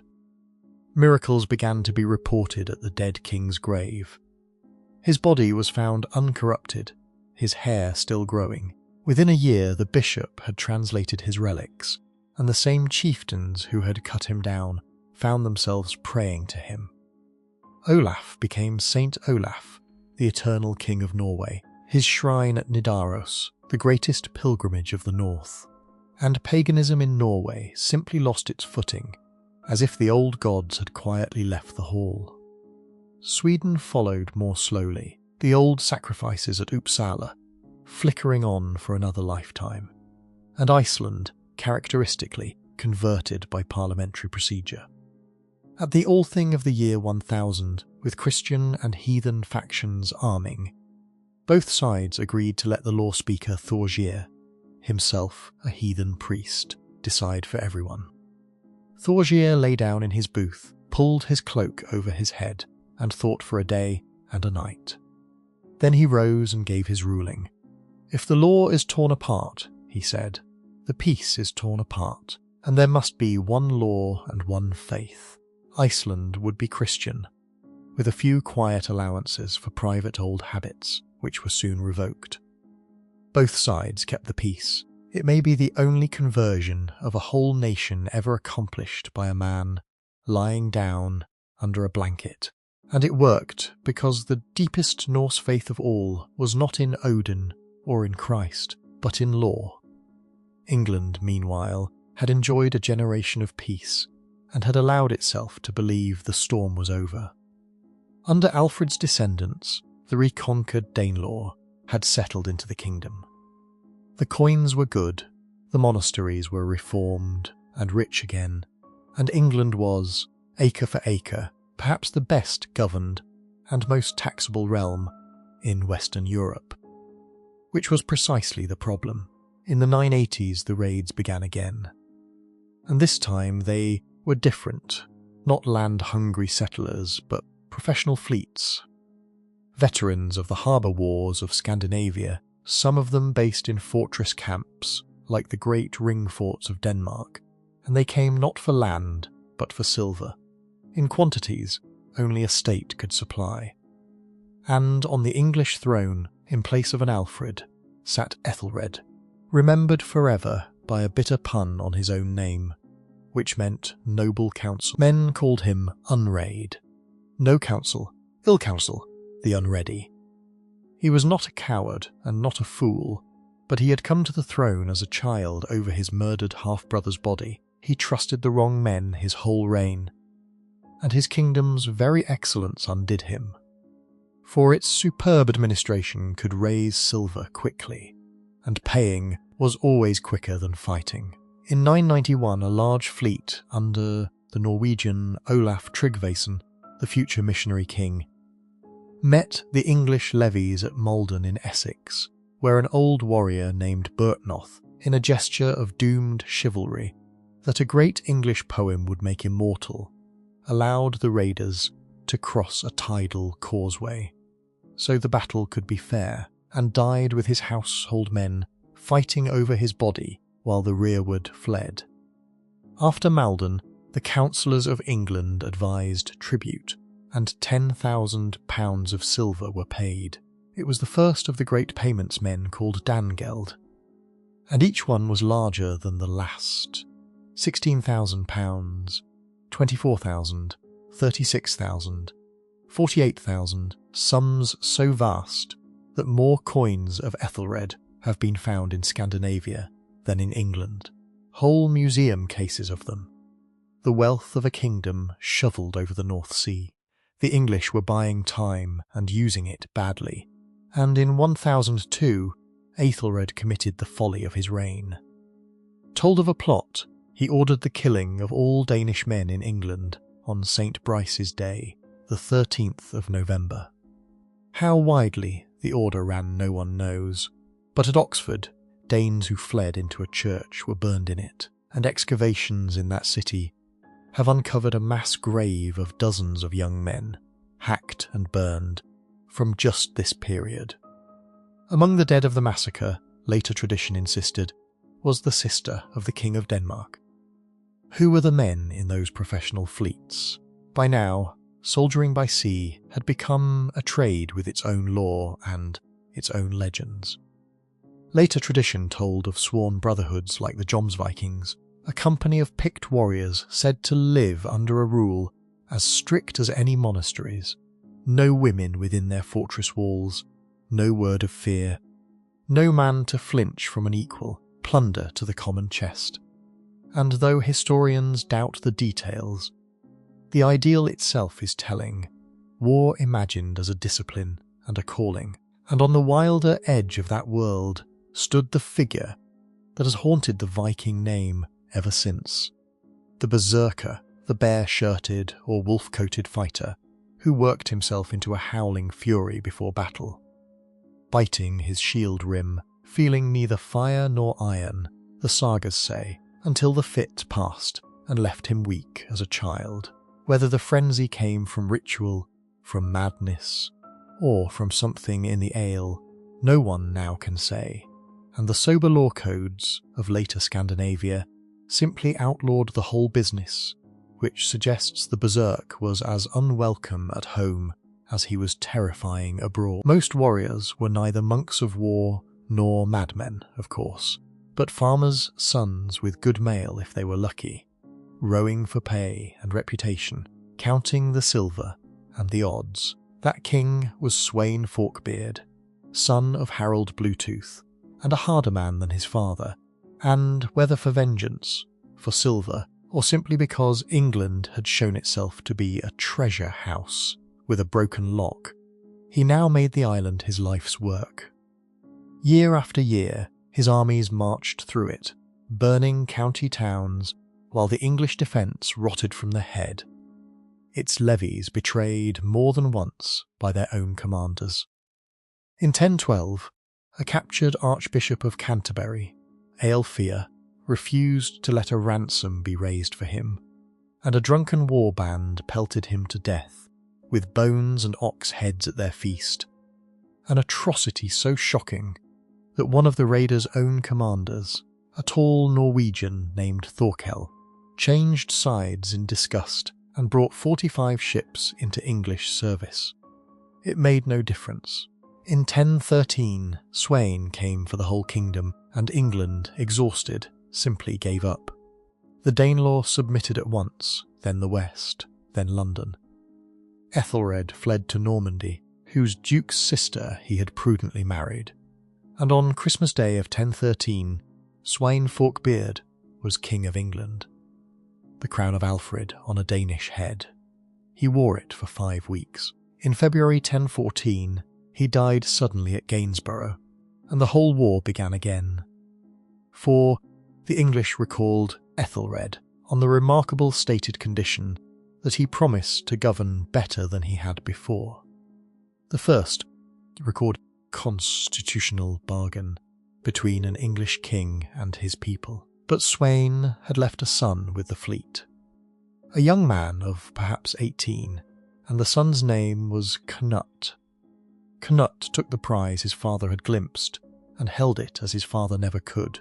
It took him 2 more years of grinding warfare against Aethelred's fierce son, Edmund Ironside, a worthy opponent who won battle after battle until treachery. And the terrible slaughter at Assundoun in October 1016 broke his strength. The 2 young kings met on an island in the Severn, divided England between them like their ancestors Alfred and Guthrum. and within weeks Edmund was dead, of wounds or worse, and Knut, by agreement, took everything. He began his reign like a Viking, with executions of the overmighty and the untrustworthy, with a crushing tribute of £82,000 to pay off his fleet, and with a marriage of pure statecraft, taking as his queen Emma of Normandy, Ethelred's widow, the most formidable political survivor of the age. And then, with the board swept clean, he did what no one expected. He sent most of his fleet home, kept only a professional guard, and set out to be a better English king than the English kings had been. He restored the laws of the past. He ruled through English earls as much as Danish ones, and he embraced the church with the fervour of a man whose grandfather had sacrificed to Odin, endowing monasteries, going on pilgrimage to Rome for the imperial coronation of 1027, and writing home a remarkable open letter to his people describing how he had negotiated toll reductions for English pilgrims and merchants along the roads of Europe like a chairman reporting to shareholders. When his brother died, Knut took Denmark. When his rivals stumbled, he took Norway, driving out St. Olaf, and part of Sweden acknowledged him besides.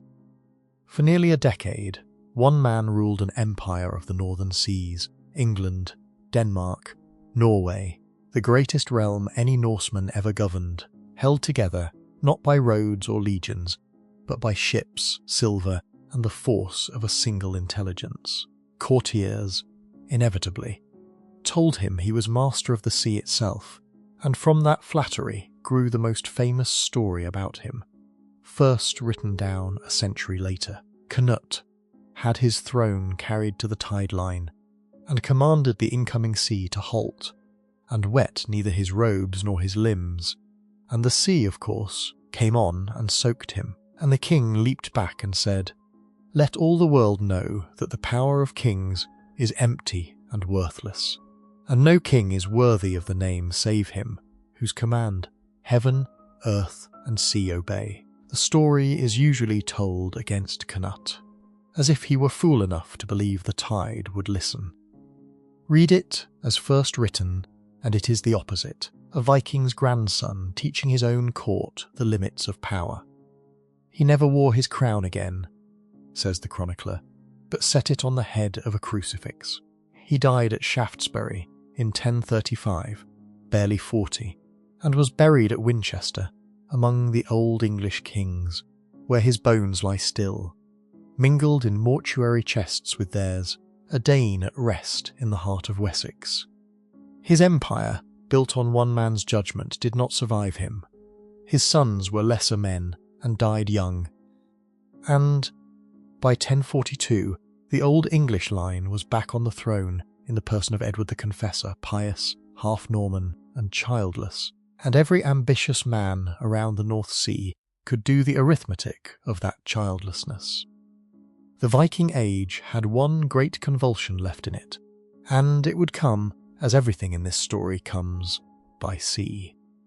Before the last act, the story must sail once more into the western seas, into the scattered world of islands between Norway and Ireland, for there the Norse presence ran deepest of all, and lasted longest. The northern isles of Scotland, Orkney and Shetland, lie closer to Bergen than to Edinburgh, and the Norse did not merely raid them, they replaced them. Within a few generations, the old Pictish names of farms and headlands were gone, overwritten so completely that today almost every place name in Orkney is Norse, and the islands became the seat of a line of Norse earls who ruled like kings, feuding and feasting and sailing on Viking cruises well into the Christian centuries, their deeds recorded in a saga all their own. Orkney and Shetland would remain under Norwegian, and then Danish crowns until 1469, when they passed to Scotland as the unredeemed pledge for a royal bride's dowry, which means the Viking Age, in one legal sense, lasted in Britain until the age of the printing press, down the western coast of Scotland, the Norse settled the Hebrides, which they called the Southern Isles, and the Isle of Man in the middle of the Irish Sea, where a Norse parliament, the Tynwald, meets to this day, and claims, in friendly rivalry with Iceland, to be the oldest continuous assembly in the world. Norse blood and Gaelic blood mingled in these islands into a hybrid seafaring people, the foreigner Gaels, from whom would spring the later lords of the Isles, and clans whose names, like MacLeod, son of Liot, and Macaulay, son of Olaf, still carry Norse fathers inside Gaelic surnames. Ireland the Norse could never conquer, for Ireland was a shifting sea of rival kings with no single neck to grip. But what the Norse could not conquer they changed forever, by doing something the Irish had never done. They built towns. In 841, a raiding fleet dug in for the winter at a black tidal pool on the river Liffey, a long fort, a ship fortress, and the camp refused to go away. It grew into a walled town of merchants, shipwrights, comb makers, and slavers, the greatest slave market of the western seas, and the Irish called it after that dark pool, Dublin. Dublin was a Viking town for 3 centuries, ruled by Norse kings who married Irish princesses and fought in Irish wars, minting Ireland's first coins, and around it grew the sisterhood of Norse ports that are still the principal cities of Ireland: Waterford, Wexford, Cork, Limerick. The mingled world produced mingled men, and the most famous battle in Irish history was not a simple clash of Irish against Norse at all.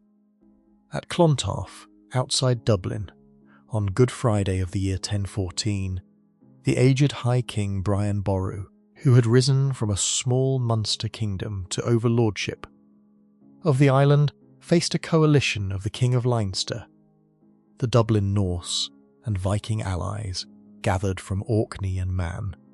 The battle lasted from morning tide to evening tide, with appalling slaughter on both sides.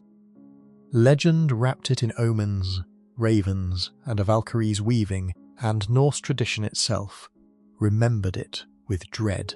Brian's forces held the field, but Brian himself, too old to fight, was cut down in his tent at the moment of victory by fleeing Norsemen, and his son and grandson died in the press. After Clontarf, the Norse of Dublin remained, but as merchants and subjects rather than contenders. The wild energy of the Western Vikings was spent, absorbed into the world it had helped to build, and the sea roads waited for one last fleet. It came in the summer of 1066, and at its head stood the most storied warrior alive, Harold Sigurdsson of Norway, called Hardrada, the Hard Ruler, the same Harold who had escaped Stiklestad at 15, wounded from the battle where his half-brother Saint Olaf fell, who had commanded the Varangian Guard in Constantinople, fought in Sicily and the Holy Land, escaped from a Byzantine prison, and come home by way of Kiev with a Russian princess and a fortune in gold to claim the Norwegian crown. For 20 years he had ruled Norway with an iron thoroughness, founded Oslo, and hammered Denmark in a long grinding war, and now, past 50, gold-bearded, half a legend, he saw in the death of childless Edward the Confessor of England the last great prize of his life. The English crown had gone to Harold Godwinson, the mightiest of the English earls. But claims were cheap that year. Duke William of Normandy, descendant of Rollo, was building an invasion fleet in the south, and Hardrada had a claim of sorts through old treaties, a fleet of 300 ships, and the encouragement of Harold Godwinson's own exiled and embittered brother, Tostig. In September 1066, the last great Viking armada came down the Yorkshire coast, burned Scarborough, destroyed the Northern Earl's army at Fulford outside York, and received the city's submission. England, it seemed, was falling to the north one final time. What Hardrada did not know was the speed of the man coming against him. Harold Godwinson, waiting on the south coast for William, heard the news and marched his household troops north, nearly 200 miles. In little more than a week, gathering shire levies as he came, and on the morning of the 25th of September, he appeared, unannounced and impossible, before the Norwegian army at Stamford Bridge on the river Derwent. The day was hot. The Norwegians, expecting only hostages, had left their mail shirts at the ships miles away. The sagas, written generations later, filled the day with doomed grandeur, a lone giant Norseman holding the narrow bridge with an axe against the whole English army, until a soldier drifted under the bridge in a barrel and speared him from below. Hardrada, raging in the front line in a blue tunic, fighting two-handed without armour, until an arrow took him in the throat, and his banner, called Land Waster, passing to Tostig, and terms refused, and the war band closing around the banner to die. By evening, the Norwegian army had been annihilated. Of the 300 ships that came, English sources say 24 sufficed to carry the survivors home. Harold Hardrada, the last thunderbolt of the north, received from his enemy, as an English chronicler grimly put it, only the 7 feet of English ground he had been promised, or as much more as he was taller than other men. Stamford Bridge is as good a date as any for the end of the Viking Age, and history, which loves irony, provided the sharpest one imaginable within the same month. 3 days after the battle, the wind in the Channel changed, and Duke William of Normandy, descendant of the Viking Rollo in the 5th generation, landed his own army in Sussex. Harold Godwinson turned his exhausted men around and marched them south the way they had come, and on the 14th of October, on a ridge near Hastings, the last Anglo-Saxon king of England died in the shield wall at dusk, and England passed to the Normans. Whichever way the year 1066 had ended, a descendant of the North was going to sit on the English throne. The difference was only whether he spoke Norse or French. The Sea King's age closed not with a defeat, but with a victory in disguise, won by the grandsons of the dragon ships, wearing the armour of knights. A word, before the ending, is weighed, for the men who fell with Hardrada, because the sagas allow them one of the great quiet scenes of northern literature. On the march to Stamford Bridge, the story goes, Harold's horse stumbled and threw him, and the king got up laughing and said, "A fall was fortune on a journey," though others present thought otherwise.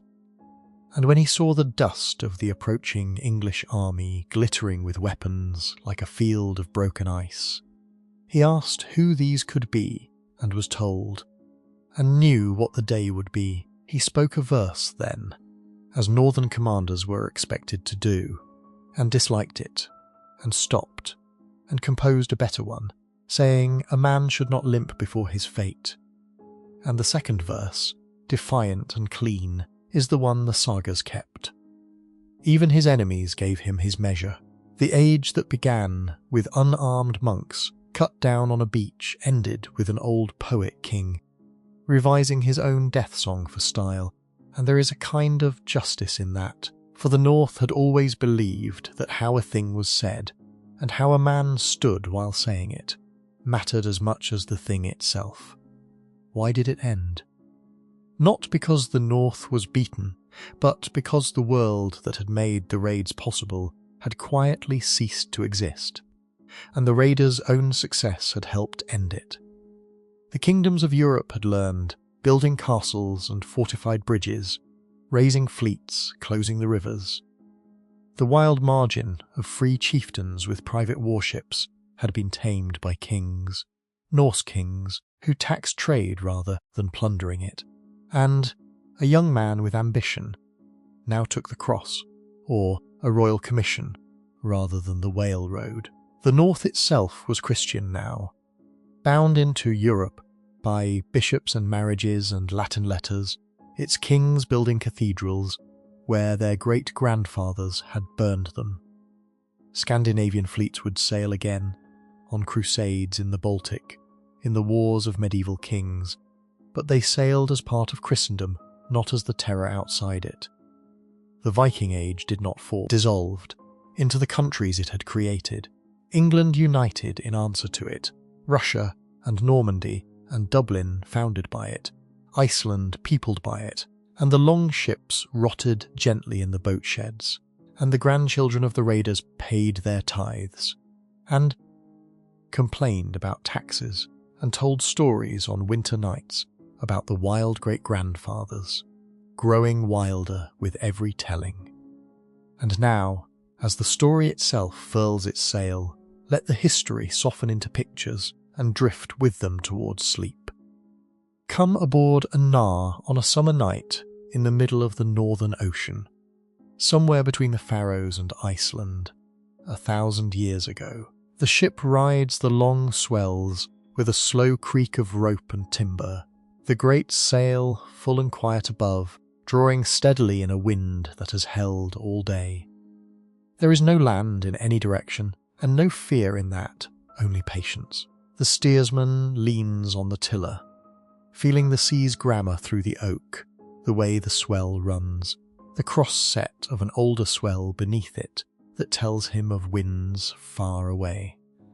The sun has gone down, but not far down, and the northwestern sky still glows like the inside of a shell, and against that glow the birds are flying home, and the steersman notes without thinking which way home is. He carries no chart and no instrument, only the sea lore poured into him since boyhood. Keep the mountains of Norway a hand's breadth above the horizon, and you are on the latitude of home. Watch for the change of water colour. That means a current. Watch for whales, for they follow the deep banks, count the days, and trust the wind.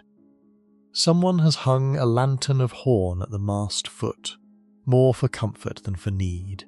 The crew sleep in their skin bags, between the cargo lashings, rocked in the oldest cradle in the world, and one man sits awake in the bow, humming half a verse to himself, watching the slow stars come out where the sky is darkest.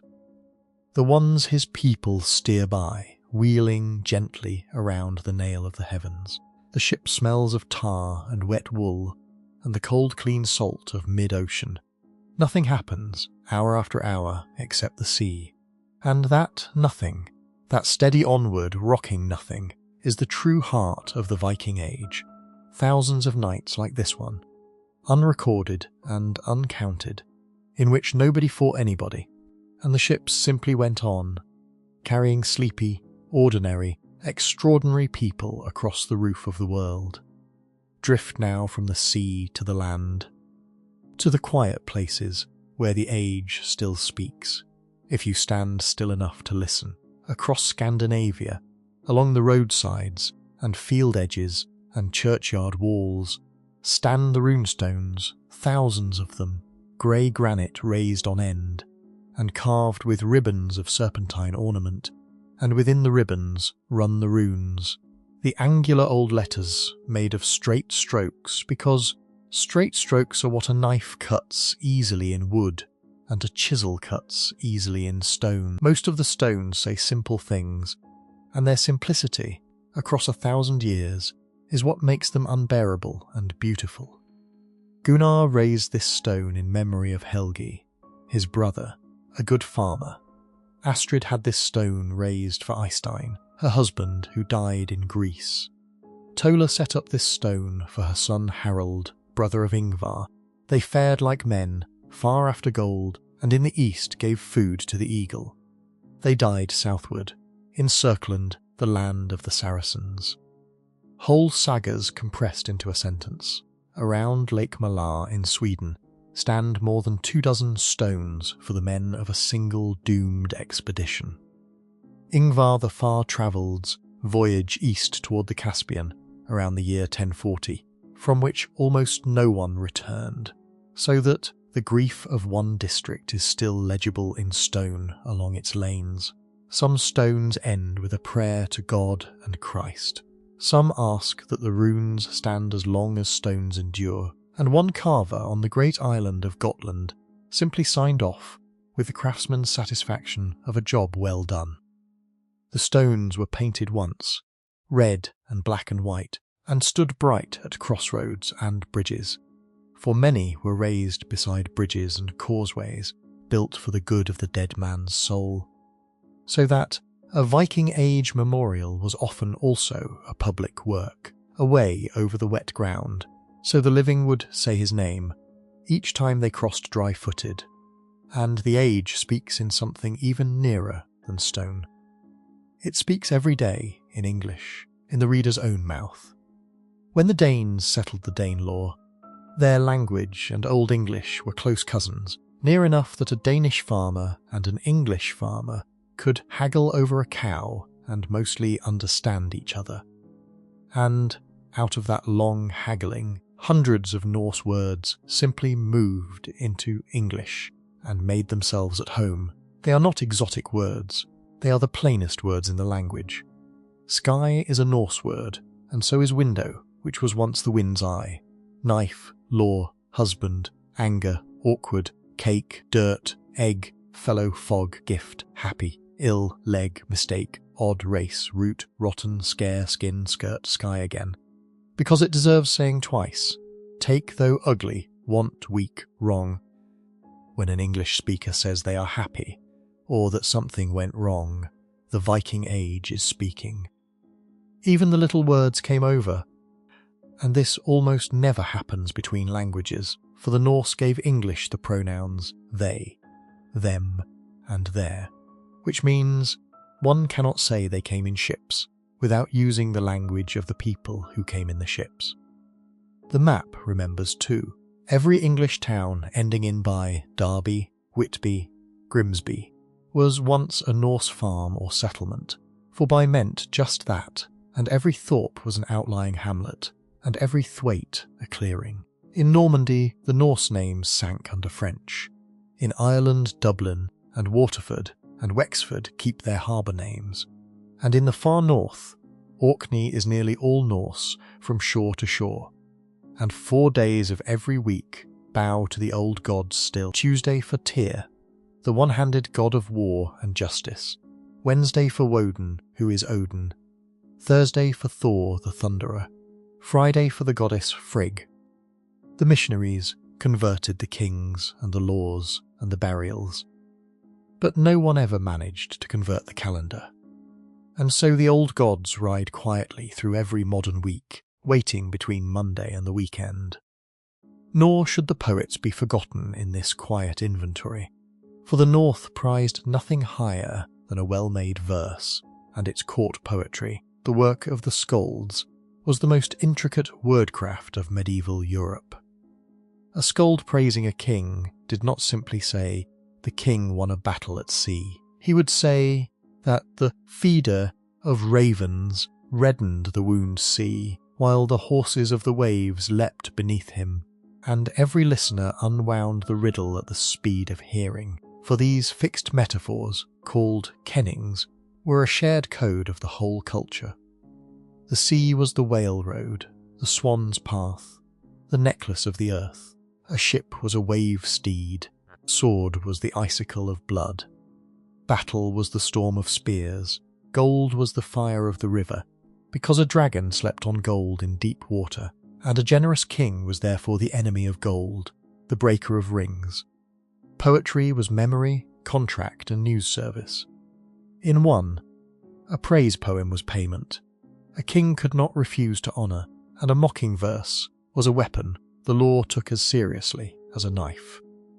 When everything else of a battle was forgotten, the verse remained, portable, unburnable, riding in men's heads across the sea, which is why so much of what this story knows, it knows because someone, 1,000 years ago, needed it to rhyme.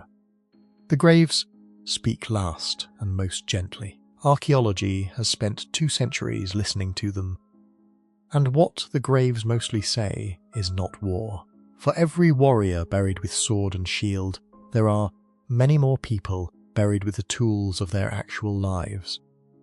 A smith with his hammer and tongs, a trader with his folding scales and weights, a woman with her oval brooches and her keys and her weaving sword of whalebone, children with beads, a fisherman with his hooks. Dogs were buried with their owners often, and horses, and sometimes a favourite game board, as if eternity might drag without taffel.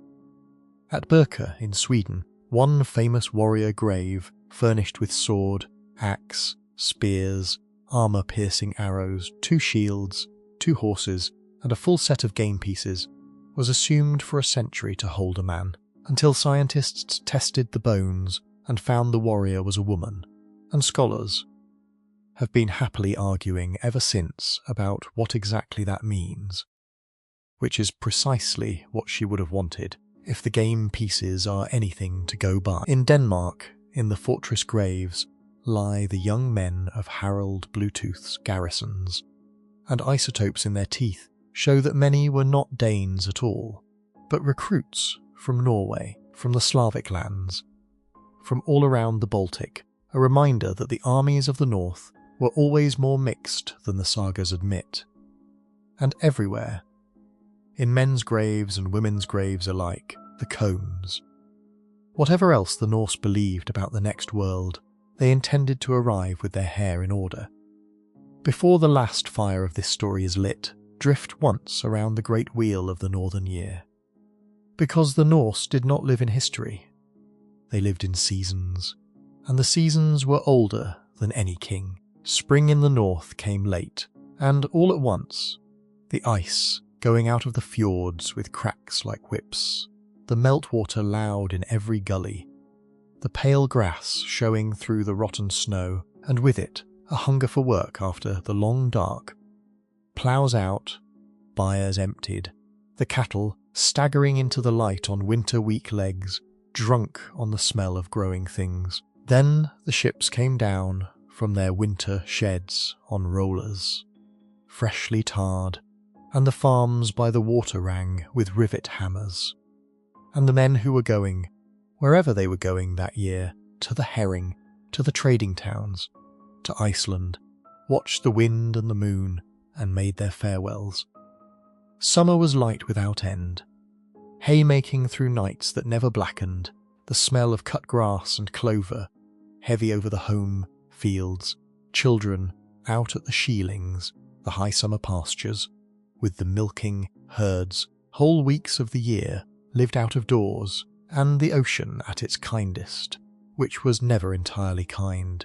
Autumn was the ingathering, and it had a smell of its own, smoke and blood and sweetness, the barley coming in, the slaughter month, when the year's arithmetic came due, and the beasts that could not be wintered were killed and salted, sausages and smoked joints climbing into the rafters, the last ships home from the sea, with their news and their cargo, and some years with empty places at the oars that no one spoke of until the ale was poured. And then winter, the great fact of the north, 5 months of it and more. The sun a brief red guest above the southern hills, the world simplified to firelight and snow. Winter was not merely endured, it was inhabited, filled with feasts placed like stepping stones across the dark. The midwinter Yule, with its ale blessed to the gods for a good year and peace, its games and its ghost stories, for midwinter was when the dead rode closest. Neighbours crossed the frozen lake on bone skates to drink in each other's halls. Wool was spun by the mile, and everyone slept long, banked like the fires, waiting. The Norse calendar counted a person's age, not in summers but in winters, and that tells you what they thought endurance was. You were as old as the darkness you had come through, and every spring was a small victory you shared with everyone alive. For the last chapter of this long night, come indoors, out of the history altogether, into a single evening that stands for 10,000 like it. It is midwinter in a valley in Norway, sometime in the 10th century, and it has been snowing since the middle of the short grey day. The farmhouse sits half-buried and warm, its turf roof a white hummock among white hummocks, and from the smoke hole a thin line of birch smoke climbs straight up into a windless, star-crowded sky. Inside, the evening work is winding down. The byre end of the house breathes with the slow warmth of cattle, a heavy, patient, milky darkness where the beasts shift and sigh, and their warmth seeps through the wattle partition and joins the warmth of the long fire. The evening meal is done, barley porridge with a knob of butter, dried fish softened in whey, and the smell of it still hangs pleasantly in the smoky air. An old dog has taken the best place by the hearth, and no one has the heart to move him. Around the fire, the household settles into its winter positions. The mistress of the house sits with her spindle, and the wool dips and rises, twisting the grey wool into thread with a motion her hands could make in her sleep, and nearly are. Two girls card wool beside her, combing the fibres soft between the toothed paddles with a sound like slow breathing. The farmer is carving a new handle for an axe, taking his time, turning the ash wood in the firelight to sight along the grain, shaving off one thin curl at a time, and the curls fall glowing at his feet. An old man, his father, is mending a net that will not be needed for 4 months, because mending a net is a fine excuse for sitting by a fire saying nothing. The children are supposed to be asleep on the bench under the big bare skin, and are not quite. Their eyes glitter in the dark of the sleeping bench, because the old man has promised a story, and everything else, the spinning, the carving, the carding, is only the world arranging itself to listen. The story, when it comes, arrives slowly, the way the best ones do. The old man mends his net a while longer, and then, without any announcement, he begins, in the low, unhurried, sing-song voice that in the north was the voice of winter itself. Tonight it is Thor's journey to the castle of the giant king, the one where nothing is what it seems, where Thor drinks from a horn he cannot empty because its far end stands in the ocean, and wrestles an old woman he cannot throw because she is old age itself, whom no one has ever thrown, and the children mouth the familiar turns of the tale along with him in the dark. Outside, the cold tightens its grip on the valley. The stars sharpen. Somewhere far up the hillside, a fox barks once and is done, and the northern lights, though no one goes out to see, are hanging their slow green curtains over the mountain. Inside, the fire settles, an ember ticks, the dog groans with contentment, and the story goes on. Quieter now, because the teller can hear that half his audience has slipped over the border into sleep, and a good teller in the north always knew how to lower a tale gently to the ground. The spindle stops. The knife rests. The night holds the house like a hand. This, as much as any battle, is what the Viking Age was. 1,000 years of winter evenings. Stories keeping the dark friendly, and sleep coming easily to people tired from honest work under the same stars that guided the ships. And here our story settles into stillness. The dragon ships are drawn up on their rollers. For the last time, the sea roads lie quiet under the moon, and the names, Leif and Ord, Knut and Harold, Eric and Gudrid, grow soft and distant, like voices from the far end of a long hall. The runes keep their watch by the roadsides. The old words rest inside the language, and the tide comes and goes on Lindisfarne, as it did before the sails appeared, and as it will tomorrow. Let the north keep its secrets now. Let the snow fall on the turf roofs, and the fires burn low, and the great tree hold the worlds gently in its branches until morning. You have travelled far tonight, from the fjords to Byzantium, from Iceland to Vinland, and home again, and the voyage is over, and the harbour is reached. Rest now. Let it all go, the ships, the silver, the storms, and drift, easy and unburdened, into the deep water of sleep. Sleep well, and good night.